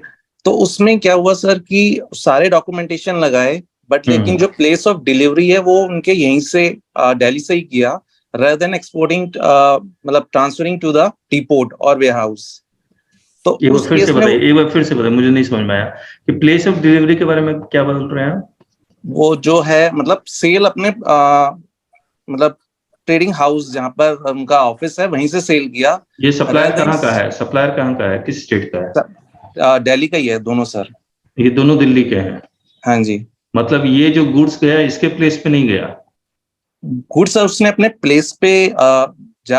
प्लेस पे ले गया, बट लेकिन जो नोटिफिकेशन है वो ये कहता है कि आपको डिपोट या वेयर हाउस पे ट्रांसफर करना चाहिए, जो रूल है उसके अंदर लिखा हुआ है। ऐसा तो नहीं है सर, उसमें लिखा हुआ है 90 डेज के अंदर एक्सपोर्ट होना चाहिए। दोबारा पढ़ लीजिएगा, दोबारा पढ़ लिया, बट लेकिन अब वो कह रहे हैं कि है ना, अब आप पूरी वो नोटिस आया है, कोई नोटिस आया है? नोटिस नहीं आया सर। वो डिपार्टमेंट से ऑफिसर आए थे, उनका सारा चेक रिकॉर्ड्स वगैरह कर रहे थे। अब वो पूरा उन्होंने डिपार्टमेंट से जो लोग आए थे वो किस सेक्शन में आए थे? सर वो एक्सपोर्ट के रिगार्डिंग ही आए थे, लेकिन कोई नोटिस लेकर नहीं आया। तो फिर वो तो इलीगल आए ना? हाँ जी सर, सुपरिटेंडेंट आया, पूरी टीम नहीं थी। अरे टीम आई थी तो सेक्शन 67 लेके आई होगी, INS 01 लेके आई होगी। अगर ऐसे कोई आपके ऑफिस में आ जाए तो आप तो FIR करने लग जाएंगे उसके ऊपर। कोई तो कुछ तो दिखलाया होगा, पंचनामा बना होगा, या तो सेक्शन 67 सबसे 1 हुआ होगा या 2 हुआ होगा। आप अगर कहते हैं नहीं हुआ ऐसा कुछ, तो मैं मान नहीं सकता सर। उसमें अब वो कह रहे हैं कि उन्होंने पूरी बुक बना रखी है, डॉक्यूमेंटेशन बना रखा है, और उसमें ये है कि वो कह रहे हैं कि अब ये टैक्स, देखिए मैं आपको बताता हूँ हर्ष जी, जब तक लिखा हुआ वो, देखिए सरकार ने इतना हजारों हजार पेज के डॉक्यूमेंट लिख दिए, तब जाके सरकार के पास पावर आता है टैक्स लेने का। जी। और क्या जो ऑफिसर है सिर्फ बोल बोल के टैक्स ले पाएगा? नहीं, मैं सर एक पॉइंट है कि वो कह रहे हैं कि अगर आप ऑफिसर को बोलिए कि भैया लिख के दीजिए आप क्या क्या ग्राउंड बोल रहे हैं, क्योंकि मुझे तो ऐसा समझ में वर्बली तो कुछ भी बोलता रहे, कोई भी बोलता रहे। बिल्कुल सर, वो लेकिन वो कह रहे हैं कि आप ये टैक्स इंटरेस्ट पेनल्टी जमा करा दीजिए 15%। ऐसा कैसे जमा करवा दिया आप? फिर हर जी मेरी बात ही नहीं समझते हैं। नहीं, मैं लिखवाइए। हाँ, वही मैं उनसे यही मैं कहना चाह रहा था कि हमने यही कह रहे हैं कि आप नोटिस इशू कर दीजिए। हाँ, नोटिस इशू कर दीजिए ताकि हम लोग बाद में अपील में फाइट तो कर सके। जी, बस यही मेरा एक पॉइंट था कि हम वो कह रहे हैं कि आप वैसे कह रहे हैं, नहीं तो मैं पेनल्टी नोटिस इशू करूँ। हाँ, जो करना, जो पेनल्टी लगाना है, जो करना, जेल भेजना है तो उसके लिए भी प्रोसेस है ना। जी। Let that process should follow. जी। Okay, thank you. नहीं सर, थैंक यू, यही पॉइंट था सर। थैंक्स। और किसी का कोई पॉइंट? सर सर GSTR 1 और 3B में डिफरेंस है, और 17-18 में और 19 में जो है GST उसका रेस्ट्रिक्शन उसने कैंसिल करवा लिया था, बिजनेस क्लोज कर दिया था। एक मिनट, तो हुआ क्या है कि 1 वर्सेस 3B का डिफरेंस है। आगे जी 19 में उसका रेस्ट्रिक्शन कैंसिल करवा लिया था। किस फाइनेंशियल ईयर का है ये 17-18। अच्छा, फिर क्या हुआ? क्लाइंट सर जब आया था हमारे पास, अभी जब उसका नोटिस आया है, तो एक्चुअली हुआ क्या है कि 3B में क्लरिकल एरर्स हैं, जिसकी वजह से उसकी सप्लाई, रजिस्टर्ड सप्लाई कुछ मंथ्स में रह गई रिपोर्ट होना। अच्छा, मतलब 1 में आया, 3B में नहीं आया? जी, क्योंकि उसमें बिल अपलोड होते हैं तो वो पूरी चली गई, बट क्लरिकल एरर क्या हुई कि अनरजिस्टर्ड जो रजिस्टर्ड सप्लाई है वो रह गई कुछ मंथ्स में रिपोर्ट होना 1 में। जी। अच्छा, चलिए ठीक है। पहले 3B फाइल 17-18 में तो पहले 3B फाइल होता था, उसके बाद 1 फाइल होता था। जी सर, 3B में क्लरिकल एरर हुई है, जो रजिस्टर्ड सप्लाई है वो रिपोर्ट होना रह गई है, केवल अनरजिस्टर्ड चली गई है। 3B में सेल अच्छा, B2 अच्छा, ओके ठीक है, आगे। अब और जो कुछ मंथ्स हैं उसमें ITC भी जो है बुक करना रह गया है, वो भी क्लरिकल एरर में ही है, क्लरिकल एरर रही हुई है उसकी। कितना अमाउंट है? 56,000 के अराउंड है। अच्छा जी। अब इसमें सर अगर ITC वो बुक कर लेता तो उस केस में इसकी लायबिलिटी नहीं बनती, मतलब ये डिफरेंस नहीं रहता 3B और 1 में। अच्छा। तो जी, तो एक्चुअली में डिपार्टमेंट को कोई रेवेन्यू लॉस नहीं हुआ है, बट इसमें हम कुछ कंटेस्ट कर सकते हैं। यस, करिए, लिखिए, लिख के दीजिए। ऑर्डर आ गया क्या? नहीं सर, ऑर्डर नहीं आया, ASMT 10 आया है अभी। ASMT 10 में ये सब बातें लिख दीजिए। ओके। ये सब लिखिए, ठीक है। हमने किया हुआ है कैसा, लेकिन चलिए, फाइट तो है। सर रेवेन्यू लॉस वाला पॉइंट डाल सकते हैं कि अल्टीमेटली? हाँ, बिल्कुल डाल सकते हैं। वो मानेगा नहीं, लेकिन आपको कंटेस्ट करना चाहिए। ठीक, thank you sir, thank you. Okay, और किसी का कोई इशू? सर हाँ, कौन वीडियो ऑन करके बात करेंगे? महेश जी बोलिए महेश। सर राकेश जी, एक मिनट रुकिए, महेश जी राकेश जी से बात करते हैं। राकेश जी बोलिए। राकेश जी चले गए, महेश जी बोलिए अब। सर अभी जो मैं बात कर रहा था, वो 25,000 रुपए की पेनल्टी 125 सेक्शन में लगाई है, 25 की। तो मैंने चेक किया अभी ऑनलाइन, तो उन्होंने DRC 07 में हमें नोटिस दिया था। DRC 07 में नोटिस नहीं आता, DRC 07 में ऑर्डर आता है। सॉरी, DRC 01 में, रूल 142 में 50,000 के लिए। लेकिन जो उन्होंने पोर्टल पे आ रहा है कि ऑर्डर फॉर पेनल्टी, उसमें भी उन्होंने वही अटैच कर रखा है, DRC 01, DRC 07 तो किया नहीं। हाँ, वो तो ठीक है। पेनल्टी के लिए भी यही वाला नोटिस आएगा, 142 वाला। लेकिन एक बात याद रखिएगा महेश जी, अगर 73 या 74 इशू हो जाता है तो 125 इशू नहीं हो सकता है। जी। ठीक है, तो ये this is the technical law, मतलब लॉ का ग्राउंड है। उसके बेसिस पे डबल पेनल्टी, सेम ऑफेंस के लिए डबल पेनल्टी डिफरेंट प्रोविजंस में नहीं लग सकता है, तो आप इस ग्राउंड पे इसको फाइट कर सकते हैं। तो सर अब इसमें क्या करें हम, जो 50,000 की पेनल्टी का ऑर्डर पास हुआ है, इस केस में क्या करना चाहिए? ठीक है, फीस मांग के आपको बताएंगे आप। जी जी जी मैंने आपको हिंट तो दे दिया, अब आपको पढ़ना पड़ेगा ना। जी जी मैंने आपको, देखिएगा 75 में ये बात लिखी हुई है, आप पढ़िए जी। हाँ, और कोई सवाल? Okay sir. हाँ तो राकेश सर, जी बोलिए। Yes yes Rakesh ji. Hello sir, आपकी आवाज गूंज रही है, आपने शायद डबल कुछ ऑन किया हुआ है राकेश जी। हेलो। हाँ बोलिए बोलिए राकेश जी। 17-18 का सर कुछ इनपुट टैक्स क्रेडिट 3B में क्लेम नहीं किया गया। अमाउंट है करीब, टैक्स अमाउंट 2 लाख रुपए के लगभग। तो अभी क्लेम कर सकते हैं सर, कोई रास्ता है? हाँ है। कैसे करेंगे सर? लंबा फाइट है। 2000 आज आप क्लेम कीजिए इसको 2023 में। हाँ, ऑफिसर को बता के कीजिए आप। 3B में क्लेम कीजिए, उसके बाद ऑफिसर को कहिए कि मेरे अगेंस्ट DRC 01 DRC 07 इश्यू कर दे और रिवर्स करवा दे। फिर आप अपील में चले जाइए। हाँ, क्योंकि सेक्शन 16 सबसेक्शन 4 की वैलिडिटी चैलेंज्ड है। अगर ये कोर्ट इसको क्वैश कर देता है तो आप, क्योंकि अपील में है, आपको क्रेडिट मिल जाएगा। अच्छा। हाँ, तो बहुत लंबा रास्ता है, करना चाहे तो कर सकते हैं। ठीक है सर, ठीक, थैंक यू सर। और कोई? हेलो, रेडमी नोट, अपना नाम बताइए। विनय सिंघल बोल रहा हूँ सर। हाँ जी, कहाँ से? दिल्ली से सर। अच्छा बताइए सर। मेरा क्वेश्चन है कि ये जो नोटिस है मतलब कितने साल तक के लिए आ सकते हैं? देखिए 73 का जो नोटिस, 73 का में तो 2 साल 9 महीने, 74 में 4 साल 6 महीने का टाइम है। जी जी। तो इस टाइम पीरियड को देख लीजिए, अलग अलग फाइनेंशियल ईयर का अलग अलग भी कुछ कुछ किया हुआ उन्होंने। 17-18 का जैसे टाइम 30 जून किया हुआ है, बाकी एनुअल रिटर्न से गवर्न होता है।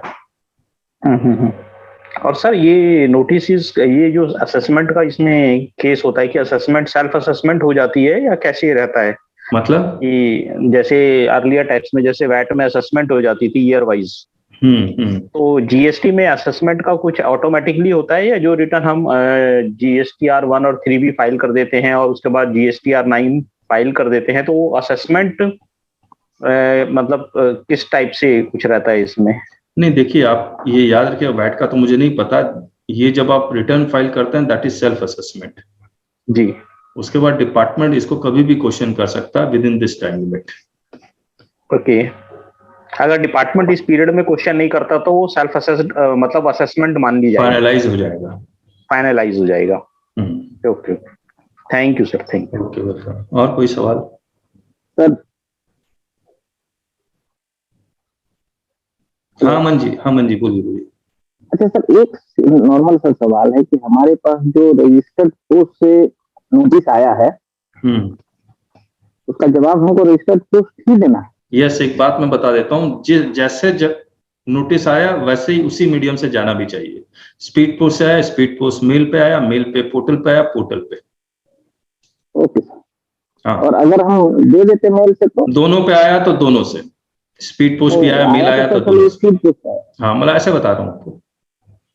ठीक है सर। ओके, और कुछ? आप लोग सब लोग एक बार वीडियो ऑन कर लीजिए।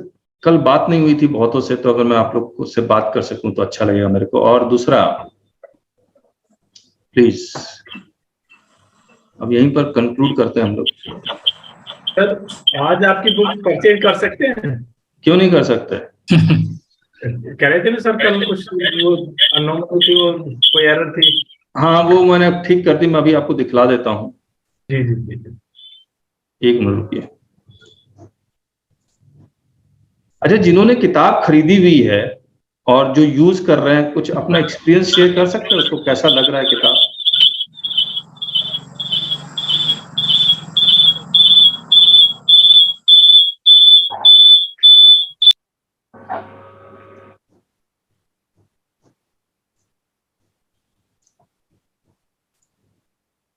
तो ये वेबसाइट में जीएसटी बुक्स, इसमें एक कॉम्बो ऑफर हमने एक बना दिया है।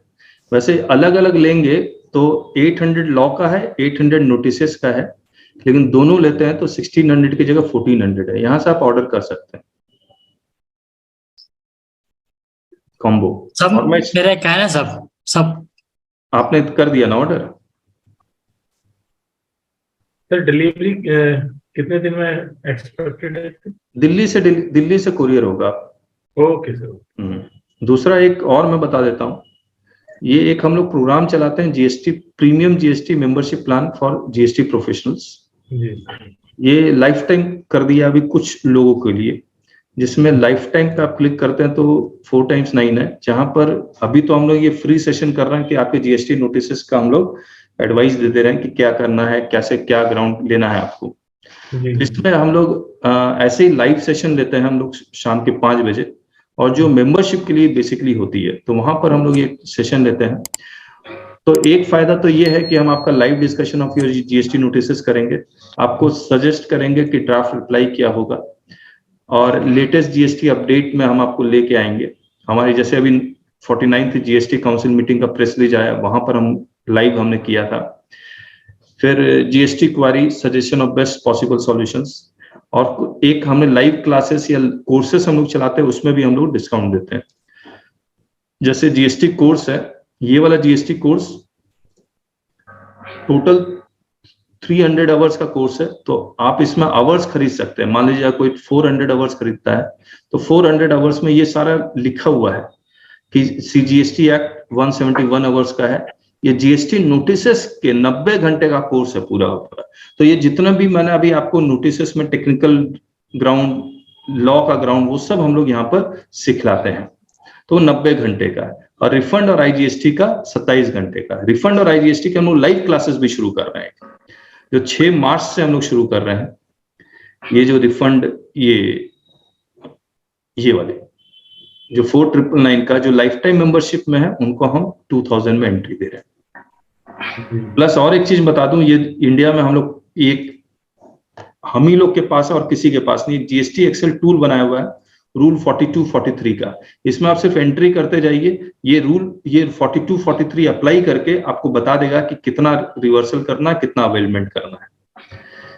प्लस एक किताब और है जो जीएसटी मिनट्स बुक की बुक है, ये वाली बुक। इस किताब में जीएसटी मिनट्स बुक आप अपने नाम से इसको पर्सनलाइज कर सकते हैं। जैसे आप सीए महेश चंद्र सिंह फ्रंट पे, बैक पे, स्पाइन पे लिख के, और आप अपने ऑफिसर को, किसी डिपार्टमेंटल ऑफिसर को गिफ्ट करना चाहते हैं, तो ये भी पॉसिबल है। तो उनको भी लगेगा आपके किताब आपके नाम पे निकल रही है, तो this is also a case. तो हम लोग बहुत कुछ करते हैं जीएसटी में, और मुझे नहीं लगता कि इंडिया में कोई और ये इतना कुछ करता है। और यूट्यूब का सब्सक्रिप्शन आप कर लीजिए। जो कल हमने सेमिनार लिया था वो हम लोग आज लाइव करेंगे, और मैं उस कम्युनिटी में जोड़ भी दूंगा। और जितने लोग भी कम्युनिटी में, और बाकी लोगों को, उसमें 5000 की कैपेसिटी है, मुझे लगता है 1800 करीब करीब हो गए हैं। बाकी आप अपने दोस्तों को भी ऐड कर सकते हैं जो जीएसटी लिटिगेशन में जिसको इंटरेस्ट है। कंप्लायंस तो हर कोई करता है, लेकिन जो लिटिगेशन का जो पार्ट हम लोग बताते हैं, टेक्निकल ग्राउंड और लॉ का ग्राउंड, वो बहुत कम लोग बताते हैं। और मुझे नहीं लगता जो रिप्लाई हम लोग खुद बना के दिखलाते हैं वो कोई दिखलाएगा। तो हम लोग एक्चुअली में रिप्लाई दिखला देते हैं, जो रिप्लाई आपको ड्राफ्ट करके। क्योंकि जो पुराने लोग हैं और जो नए भी हैं, वो सोचते हैं कि चलो ऑफिसर से मिल लेते हैं, लेकिन अब तो वो जमाना गया ना ऑफिसर से मिलने का। अब तो लिख के ही देना पड़ेगा, लेकिन लिखना आना भी तो चाहिए। वो ड्राफ्टिंग हम लोग कोशिश करते हैं उस नोटिस को, जो जीएसटी कोर्स में वो सिखला भी रहे आपको। तो इतना कुछ करते हैं। किताब तो है, किताब से आपको बहुत आइडिया मिल जाएगा। इसके बाद भी जितने भी नोटिसेस आए हैं, उसका भी हम लोग एक फॉर्मेट बनाएंगे, और जो भी मेंबरशिप वाले हैं उनको हम जरूर से फ्री में देंगे उसको, क्योंकि हम एम्पावर करना चाह रहे हैं। मुझे क्लाइंट नहीं चाहिए, मेरे पास हैं। मैं चाह रहा हूं कि आप अपने क्लाइंट खुद हैंडल करें। आप देखिएगा हमारा टैगलाइन है serving GST practitioners. I am not here to serve businessmen, I am here to serve you only. इसीलिए बिल्कुल मैं ये सोचता ही नहीं हूं कि मेरे पास क्लाइंट आ जाए बिजनेसमैन। मैं बिजनेसमैन को बिल्कुल अवॉइड करता हूं, क्योंकि मैं उनको समझा ही नहीं सकता जीएसटी। आप लोग को समझा सकता हूं, तो मैं चाहता हूं आप लोग अपना खुद ही हैंडल करें। ठीक है, थैंक यू। अब कोई अपना आपको इंट्रोड्यूस करना चाहता है तो प्लीज इंट्रोड्यूस करें, ताकि शिवचंद्र जाकोटिया जी हैं, बहुत सीनियर हैं, जो महाराष्ट्र से हैं। नमस्ते सर, इन्होंने हमारा कोर्स भी लिया हुआ है, उम्मीद है अच्छा लगा होगा। संतोष पाटिल जी हैं, थैंक यू सर। गोवा में एक बार इन्होंने मौका भी दिया था हमें सेमिनार में बुलाने का, तो हम लोग वर्चुअल सेमिनार, फिजिकल सेमिनार में अगर आप बुलाते हैं तो I am more than happy. Vimal ji welcome, Vimal ji भी हमारे पास स्टूडेंट्स हैं, थैंक यू। और सुंदरराजन जी तो मेंबरशिप में है, संतोष जी मेंबरशिप में है। तो मैं चाह रहा हूं कि आप जुड़े और परमानेंटली जुड़े, और आपको फायदा होगा, कोई डाउट नहीं है। और मैं ही करवा सकता हूँ, इसमें भी कोई डाउट नहीं है। जी सर। हाँ, कोई डाउट नहीं है मेरे को, मैंने बहुतों को देखा है। चलिए, Redmi Note 10 आप अपने बारे में इंट्रोड्यूस करेंगे? आप स्क्रीन पे सर उससे पहले मैं थोड़ा, हाँ बोलिए संतोष। हेलो। हाँ संतोष। ये सर क्या आज मैं ऑडिट केस में था। हाँ। तो ये जो 19-20 का केस है, जिसका भी आईटीसी सप्लायर ने अपलोड नहीं किया, करीबन 7 लाख के आईटीसी है उनकी। तो मैंने उनको 183 का भी दिया था, जो कि 17, 18, 18, 19 के लिए आया था। तो उसके बाद उनको मैंने दिया था कि अब उनका लेजर स्टेटमेंट, उनका कंफर्मेशन और उनका इनवॉइस सब कुछ दे दिया। फिर भी उन्होंने कहा कि नहीं, हम लोग वो एक्सेप्ट नहीं कर सकते, क्योंकि वो 1920 का है। और उसके बाद मैंने उनको ब्रांड इक्विटी ट्रीटीज का भी केस रेफर किया था। फिर वो एबीपी पाल इलेक्ट्रिकल, जहाँ पे 300A प्रोप्राइटरी राइट और रूल कैन नॉट चेंज। फिर अपना भारतीय एयरटेल का भी, जहाँ पे उन्होंने कहा कि आपका बुक्स में जो very very in the control, जो भी कंट्रोल में है टैक्स पेयर के, वो उनको लेना है। इसके बावजूद उन्होंने कहा कि नहीं, हम लोग एडमिनिस्ट्रेशन तरफ से हम लोग नहीं ले सकते, कि हम लोग को सिर्फ सर्कुलर बाइंडिंग है, 17, 18 और 18, 19 के ले सकते हैं। मैंने कहा कि भाई चलो ये मान लेते हैं, लेकिन आप बाद में एससीएम का इश्यू कर दीजिए, और मैं अपील में जाऊंगा। आज ना तो तो सर इससे अलग से कुछ उसको कुछ सॉल्यूशन है तो थोड़ा। देखिए संतोष जी, मैं आपको बताता हूँ, ये जो मिसमैच का है, तो प्रॉब्लम आईटीसी में क्या 155 का जैसे वो लिख देता है कि burden of proof is on you, you prove that ITC is eligible. तो एक ही जगह हम लोग फंसते हैं, क्लॉज सी में। अब वो लोग क्या करते हैं, बोले सर सेंटर ने एक सर्कुलर इशू किया है कि आप ये सप्लायर से या सीए से सर्टिफिकेट लेके आ जाइए, उसके थ्रू कीजिए आप। तो वो एक, अगर ऑफिसर आपका अच्छा है, गोवा में तो सारे ऑफिसर्स अच्छे ही है, जहां तक मैं सबसे मिला भी था, आपने मिलवाया भी था, तो वो एक ग्राउंड लेके चलिए कि अगर I am able to prove that supplier has paid your taxes, तो मुझे नहीं लगता कि उनको कोई दिक्कत होनी चाहिए। नहीं, ये भी मैंने दिया है कि उन्होंने ये भी दिया है आपने, में डाल दिया, ये भी दे दिया। फिर तो उन्होंने मुझे कहा भी, पाटिल नहीं, बोले पाटिल जी आप ये काम कीजिए, आप जीतेंगे लेकिन आप थोड़ा अपील में जाइए।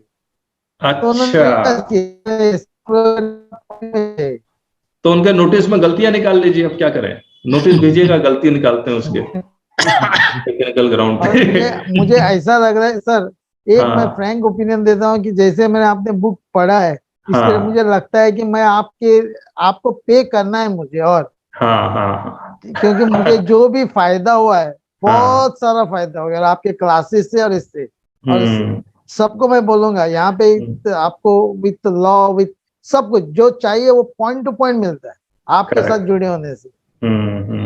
तो ये मैं दावे के साथ कह सकता हूँ, और मुझे भी बहुत सा फायदा हो गया। तो आज मैं ऑडिट सब हैंडल कर सकता हूँ सिर्फ आपके साथ जुड़ने के वजह से। Thank you sir. आपका जैसे वो 193 40 to 43 रुपये, इसका 40 to 43, उसका तो मुझे बहुत फायदा, आज भी वही देख रहे थे, और उन्होंने बाकी लोगों को भी दिया है, सच बोल रहा था। नहीं, रूल 42, 43 का एक्सेल टूल यूज कीजिए, हमारा बहुत अच्छा है वो, एक्सेलेंट है सर, एक्सेलेंट, बहुत अच्छा है। फिगर डालिए, आंसर आता है। और कोई अपने आप को इंट्रोड्यूस करना चाहता हो या बोलना चाहता हो? रेडमी नोट, हाँ ठीक है सर, जो आपकी बुक है ये सॉफ्ट कॉपी में भी अवेलेबल है? नहीं, सॉफ्ट कॉपी अवेलेबल नहीं है। तो ऑनलाइन अगर कुछ जैसे हमें सर्च करना हो आपके थ्रू, बुक में इंडेक्सिंग दी हुई है तो आप सर्च कर सकते हैं। ओके, किताब में इंडेक्सिंग है, ऑनलाइन एनीथिंग एल्स, कुछ भी जो जैसे कई सारी मेरा एक्सपीरियंस ये है कि मैं रिप्लाई अच्छा तभी बनाता हूं जब मेरे पास हार्ड कॉपी हो, क्योंकि मेरा कंसंट्रेशन बहुत अच्छा बनता है उसमें। और मैं सबको एडवाइस ये करूंगा, डोंट गो फॉर ऑनलाइन। हमने वो कॉन्शियसली हमने ये एक्सपीरियंस किया है। हार्ड कॉपी में ही आपको फायदा होगा, क्योंकि आप उसमें नोट डाउन कर सकते हैं, लिख सकते हैं, समझ सकते हैं, आपका थॉट प्रोसेस बहुत अच्छा हो जाता है। अगर प्रिंट आउट, जैसे मेरे पास कोई नोटिस आता है तो मैं पहले उसका प्रिंट आउट निकालता हूँ, फिर मैं प्रिंट आउट निकाल के उस पर पढ़ता हूँ, फिर मैं उसमें नोटिंग करता हूँ, फिर बाद में बाई चांस मुझे कुछ पॉइंट्स याद आ जाए, मैं फिर से उस प्रिंट आउट में लिखता हूँ। तो ये कंप्यूटर इज ओके, लेकिन 100% डिपेंडेंट ऑन कंप्यूटर विल नहीं सर, जैसे कुछ भी सर्च करना होगा कंट्रोल एफ करके उसको सर्च कर सकते हैं, वो एक फैसिलिटी। कुछ भी आप सर्च करना चाहें तो हमारी किताब में वो है फैसिलिटी, वो फैसिलिटी है। हमने इंडेक्स पेजेस बनाए इसलिए थे, वो बना हुआ। ठीक है सर, सर्च कर सकते हैं। और इस किताब के बाद बाहर आपको कुछ देखने की जरूरत नहीं पड़ेगी, ये भी चैलेंज है। और कोई? Thank you sir. हाँ, Redmi Note 10 प्लीज अपने बारे में बताएं, आप स्क्रीन पे हैं। Thank you sir. Myself Vinay Singhal, I am working as a assistant manager accounts in a New Delhi based company, Spring Clean Limited. I'm taking care of GST compliances here. So I see interest in your websites, and I feel it's a very good webinar. So I will continue that. Thank you विनय जी। और अब बाकी लोगों को भी join करवाएं इस WhatsApp community में, ताकि मैक्सिमम लोगों को जोड़ें। यस सर, श्योर सर, है ना। तो मुझे लग रहा है कि अभी भी ये 1764 है, 1764।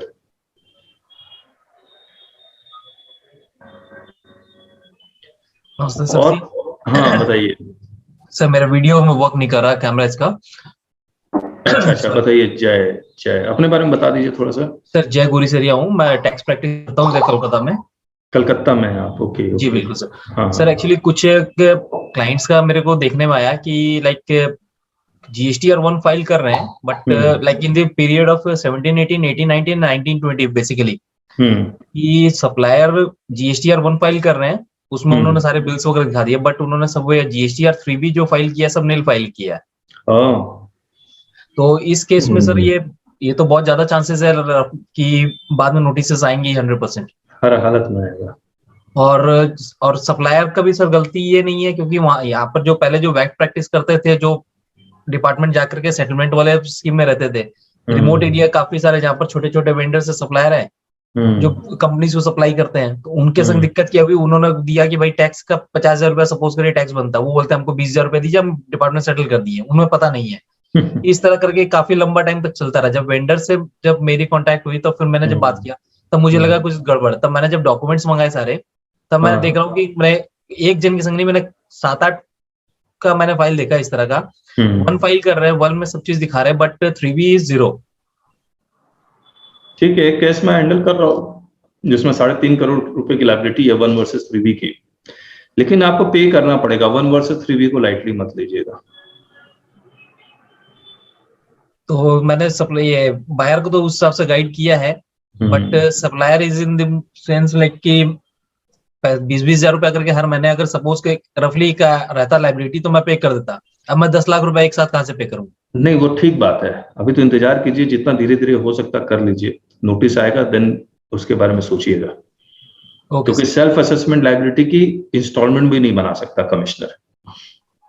ओके सर, इसमें बायर को दिक्कत होगी, बट एज ऑब्वियसली बायर को भी दिक्कत होगी, सबको दिक्कत होगी। ओके, बायर का क्रेडिट नहीं मिलेगा, डिनाई हो सकता है सर।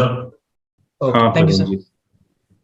सर एक एक्चुअली जैसे कई बार क्या होता है, सप्लायर है, डीलर है, सप्लायर टर्नओवर नहीं है, सप्लायर है कोई GST में रजिस्टर्ड है, उसका टर्नओवर नहीं है या बहुत थोड़ा टर्नओवर है, बट जब उसकी ITR फाइल करते हैं तो ITR में वो कहता है मेरा टर्नओवर दिखाओ, इनकम दिखाओ। ITR में टर्नओवर दिखा के उसकी इनकम 5 लाख से कम इनकम दिखा के फाइल कर देते हैं कुछ लोग। उसका क्या कॉन्सिक्वेंसेस हो सकता है जो जीएसटी और इनकम टैक्स में आपने? ऑब्वियसली कॉन्सिक्वेंसेस तो है ही ना, वो तो अब मेंसरिया देखा जाएगा, पेनल्टी भी लग सकता है, बहुत मोटा अमाउंट है तो जेल भी है। तो ये सब फ्रॉड क्लाइंट से दूर रहे तो ज्यादा अच्छा है। नहीं, जैसे अगर आईटीआर में क्लाइंट कहता है जी मेरी एग्जेम्प्टेड आप दिखा दो, एग्जेम्प्टेड गुड्स दिखा दो, नहीं, मैं आपको बता रहा हूँ, हम लोग जितने भी क्लाइंट से डील करते हैं ऑनेस्ट क्लाइंट से डील करते हैं, जो जुगाड़ बेसिस पे हम उनको छूते भी नहीं है। तो ये सब तो जुगाड़ वाला प्रवीण जी है, जिसमें मैं बहुत ज्यादा बोल ही नहीं सकता, उसको ऑलरेडी किसी ने कर रखा है इस तरह से, तो उसको कर रखा है तो नोटिस आने दीजिए, नोटिस आने दीजिए, तभी पता लगेगा। ओके, ठीक है, ओके। और किसी को कुछ कहना है तो बाकी, और मेरे पास कोई मेल तो आया नहीं है, तो हम लोग कल नहीं मिलेंगे, लेकिन मैं आपसे रिक्वेस्ट तो यही करूंगा, हमने सारे डिस्कस कर लिए, बाकी लोगों को भी ज्वाइन करवाएं, हमारे साथ जुड़िए, आपको फायदा होगा। और किसी को कुछ कहना है तो कहिए, नहीं तो फिर हम लोग चले। सर ये फ्रीक्वेंसी क्या रहेगी अपने वेबिनार्स की? देखिए मैं आपको बता रहा हूँ, मुझे लगा कि बहुत सारे मेल आएंगे, लेकिन जितने मेल आए थे मैंने डिस्कस कर लिए। अब हम लोग इंतजार कर रहे हैं कि एक नोटिफिकेशन आएगा रूल अमेंडमेंट का। तो जैसे ही आएगा फिर हम लोग फिर आएंगे। लाइव क्लासेस हम लोग जो शुरू कर रहे हैं वो 6 मार्च को, वो मॉर्निंग में शुरू कर रहे हैं 6 मार्च से। उसकी फ्रीक्वेंसी डेली रहेगी, Monday to Saturday except Sunday. उसमें अपने साथ मिनट्स वाला, मिनट्स खत्म हो चुका। मिनट्स हमने सारा यूट्यूब में डाल भी दिया, धीरे धीरे लाइव भी कर रहे हैं हम लोग, लेकिन 35-36 तक लाइव कर चुके हैं। ओके, 11-12 बचे हुए हैं, वो लाइव कर। तो जो मॉर्निंग में सेशन चलेंगे उसमें क्या टॉपिक्स वगैरह क्या रहेंगे? आईजीएसटी और रिफंड की लाइव क्लासेस चलेंगी। ओके, तो ये कब से स्टार्ट होंगी? 6 मार्च से। 6 मार्च से, ठीक है सर। सब थोड़ा रिक्वेस्ट है सब हमारा। हाँ श्रीनिवास जी बोलिए। ये जीएसटी नोटिस बुक खरीदना कैसे है? वो आपको, हमने अभी वेबसाइट में जाएंगे ना आप, हाँ, तो वहीं पर मिलेगा आपको। मेरा क्या साहब, मेरा मोबाइल नंबर चले गए 2 साल पहले। अच्छा, चैट में भेज दूं आपको? हाँ, इसमें आउटगोइंग नहीं जा रहा, इनकमिंग आ रहा है। चैट में भेज दूं? हाँ चैट में भेज दो सब। बैंक डिटेल भेज देता हूँ। बैंक डिटेल में जरूरत नहीं पड़ेगी, इसमें बहुत सारे मेथड दिए हुए हैं पेमेंट के।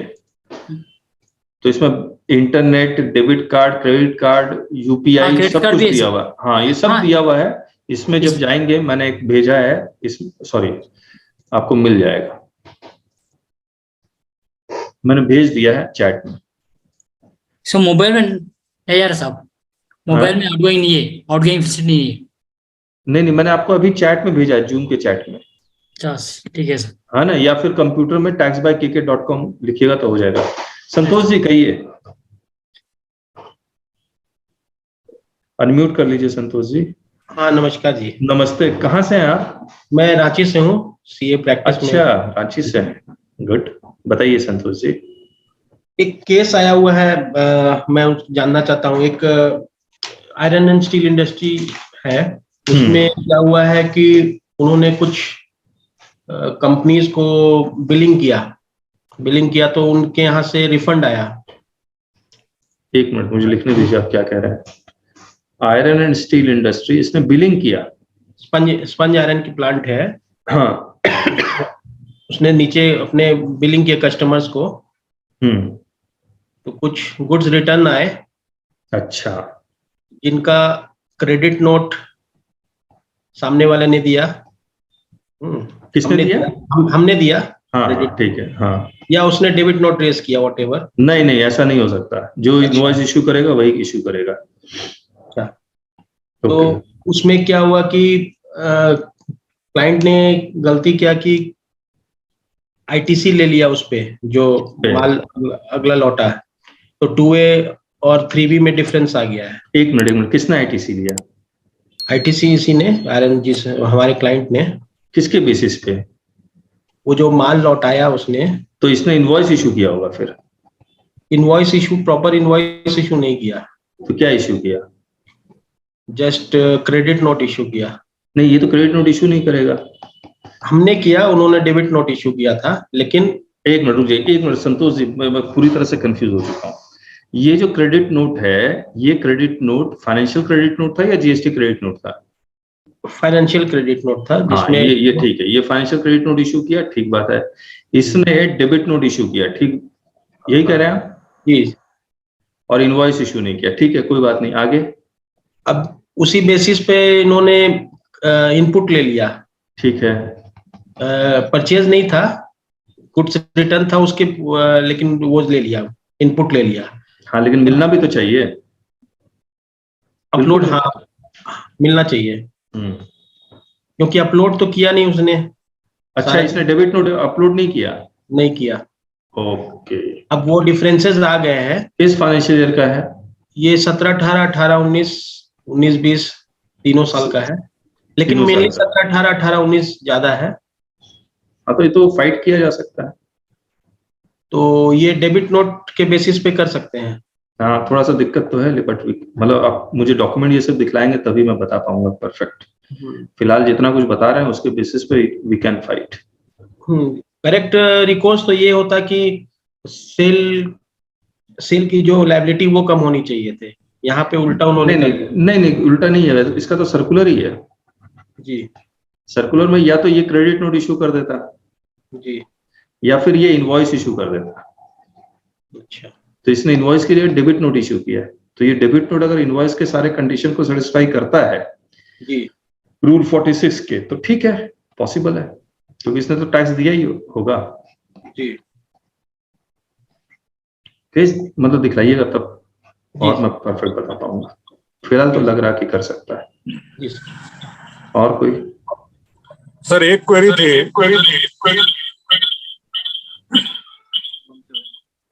आपकी आवाज ही गूंज रही है राकेश जी। आपने दो सिस्टम लगा रखे हैं क्या?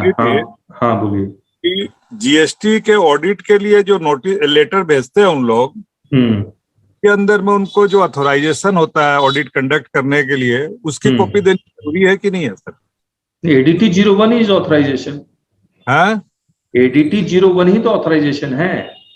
नहीं, वो तो सिंपली एक लेटर भेज देते हैं कि ये डिटेल दीजिए, वही ऑथराइजेशन है, वही ऑथराइजेशन है। अच्छा। नहीं सर, ऐसे यहाँ हमारे एरिया में उड़ीसा से बोल रहा हूँ। अच्छा, उड़ीसा से आप? ओके। चार्टर्ड अकाउंटेंट है आप? हैं? आप CA हैं? हाँ, मैं चार्टर्ड अकाउंटेंट हूँ सर। अभी मैं रिटायर हो गया हूँ। अच्छा। अभी थोड़ा बहुत चालू किया हूँ जीएसटी का काम। तो मेरे यहाँ देखने में आया है कि बहुत सारी फॉल्स नोटिस आ रही है ऑडिट की। तो वो तो चैलेंज करना पड़ेगा ना, लेकिन एक बता देता हूँ आपको, ऑडिट का नोटिस जब आता है ADT 01 फिर ADT 02, तब चैलेंज कीजिए जब ऑडिट आपका पूरा हो जाए, उससे पहले चैलेंज मत कीजिए। अच्छा। अच्छा, ठीक सर, ठीक। Thank you sir. ओके। और कोई इश्यू?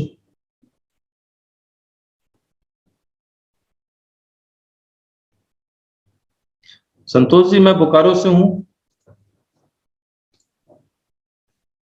जी। पता है आपको? नहीं, पता नहीं है मुझे। अच्छा, पता नहीं। ओके। मैं दिल्ली रहा करता था 30 साल से, लेकिन now I shifted to Bokaro. You are residing in Bokaro itself? Okay. 50 Bokaro. वहां कोशिश कीजिए हमारा एक सेमिनार हो जाए रांची में। मैं तो बहुत कोशिश कर लिया, लेकिन वो मान ही नहीं रहे हैं, बोल रहे कि कौन है क्या है, तब मैं करवाता हूँ। नहीं है। मैं डेफिनेटली करवाता हूँ। कितने आवर्स का प्रीफर रहेगा सर आपके लिए? 2 घंटे, वही नोटिस पे बोलूंगा। ठीक है। वाइंड अप करें फिर? चलिए फिर मिलते हैं। किसी को और कुछ कहना है तो कह लीजिए। सर मेरा क्वेरी था ये कि जैसे सर ब्रिक वाला है, हाँ, जो ब्रिक के लिए नोटिफिकेशन आया था, जिससे एक मैन्युफैक्चरर वो खाली सीमेंट का ब्रिक बनाते हैं, उन पे कोई ऐसा फ्लाई ऐश वगैरह यूज नहीं होता, क्या वो कंपोजिशन ऑप्ट कर सकते हैं?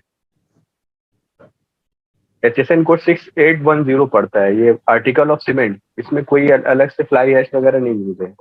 और कहाँ बेचते हैं इसको? ये ऐसे जो गवर्नमेंट के ग्राम पंचायत वगैरह जो सड़कें वगैरह बिकती, खाली बस यही सप्लाई होता है, जो रोड वगैरह पे है, नगर पालिका पे हुआ। तो वो सीमेंट का क्या बनाते हैं? सीमेंट का ब्रिक बनता है, ब्रिक। सीमेंट का, प्योर सीमेंट का ब्रिक बनता है? हाँ, उसमें मोटर रहेगा, फ्लाई ऐश वगैरह यूज नहीं होता, उसमें सीमेंट रहता है, उसके बाद बालू और थोड़ी गिट्टी। अच्छा, और उसका HSN वो फ्लाई ऐश के साथ नहीं मैच करता? नहीं नहीं, 6810 पड़ता है, फ्लाई ऐश में अलग पड़ता है वो, उसमें फ्लाई ऐश वगैरह यूज नहीं होता। कंपोजिशन में फिर जा सकते हैं आप, कोई दिक्कत नहीं। वही चीज सर को जा सकते हैं। Thank you. ठीक है सर। निमेश बोल रहा हूँ सर। हाँ निमेश बोलो। सर एक टेक्निकल प्रॉब्लम आ गया GSTL में। जैसे मैंने GSTR 4 फाइल किया CPM 08 और दूसरे पैन पे ना वो क्रॉस कर गया लिमिट 1.5 करोड़ का, तो फिर विड्रॉ करना पड़ा। तो अच्छा, ये हुआ ना कि ये जो मैंने फाइल किया था 3rd क्वार्टर का वो हट गया साइड से, उस मंथ में भी अक्टूबर नवंबर दिसंबर रेगुलर में चला गया, जबकि मैंने टैक्स डिपॉजिट कर दिया था, चालान सबमिट हो चुकी थी। वो ये मेरे एरिया का है ही नहीं एक्सपर्टाइज। कोई जवाब देना चाहता है? कोई किसी ने फेस किया हो तो ये इश्यू?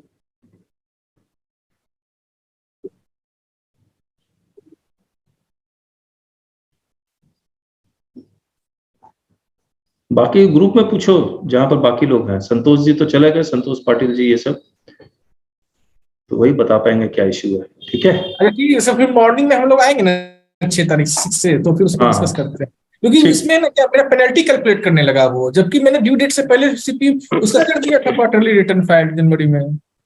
अच्छा, अक्टूबर नवंबर है ना, रेगुलर हो गया अक्टूबर नवंबर। ओके। हेलो हेलो हेलो हाँ प्रीतम बोल रहे थे सर। हाँ प्रीतम जी बोलिए। सर बोल रहे कि मेरा क्या हुआ, GST में 2 नंबर इशू हो गया एक ही पैन में। है ऐसा भी होता है? एक ही पैन में 2 नंबर इशू होते हैं। मतलब एक ही पैन में एक रजिस्ट्रेशन दे नहीं रहे हैं और आपको 2 इशू हो रहा है? 2 इशू हो गए।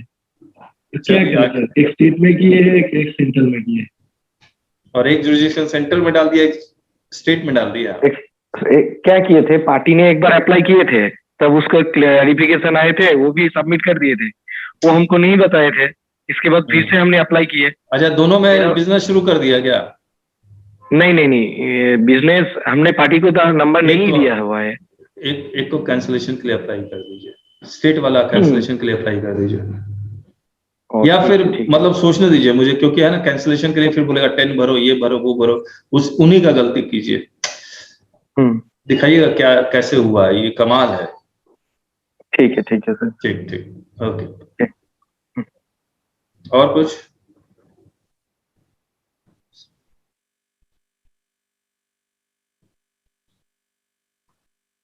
चलिए फिर, अब हम लोग तब मिलेंगे जब हम लोग अनाउंस करेंगे। आपसे फिर से रिक्वेस्ट है, सभी लोग जुड़िए मेरे साथ और उस व्हाट्सएप कम्युनिटी के मेंबर्स को और बढ़ाइए, मैक्सिमम बढ़ाइए, अपने बाकी ग्रुप्स में भी डालिए। चलिए, thank you so much, bye bye. ठीक है सर। हाँ प्रवीण जी बोलिए। सर कभी फोन पे बात करनी हो कर सकते हैं आपसे? कभी भी। ठीक है सर, ठीक है, thank you sir. Phone number में ऐसा नहीं है कि मैं नहीं उठाऊंगा, बाई चांस नहीं उठाता तो आई विल कॉल बैक। जी सर, ठीक है सर, थैंक यू, वेलकम।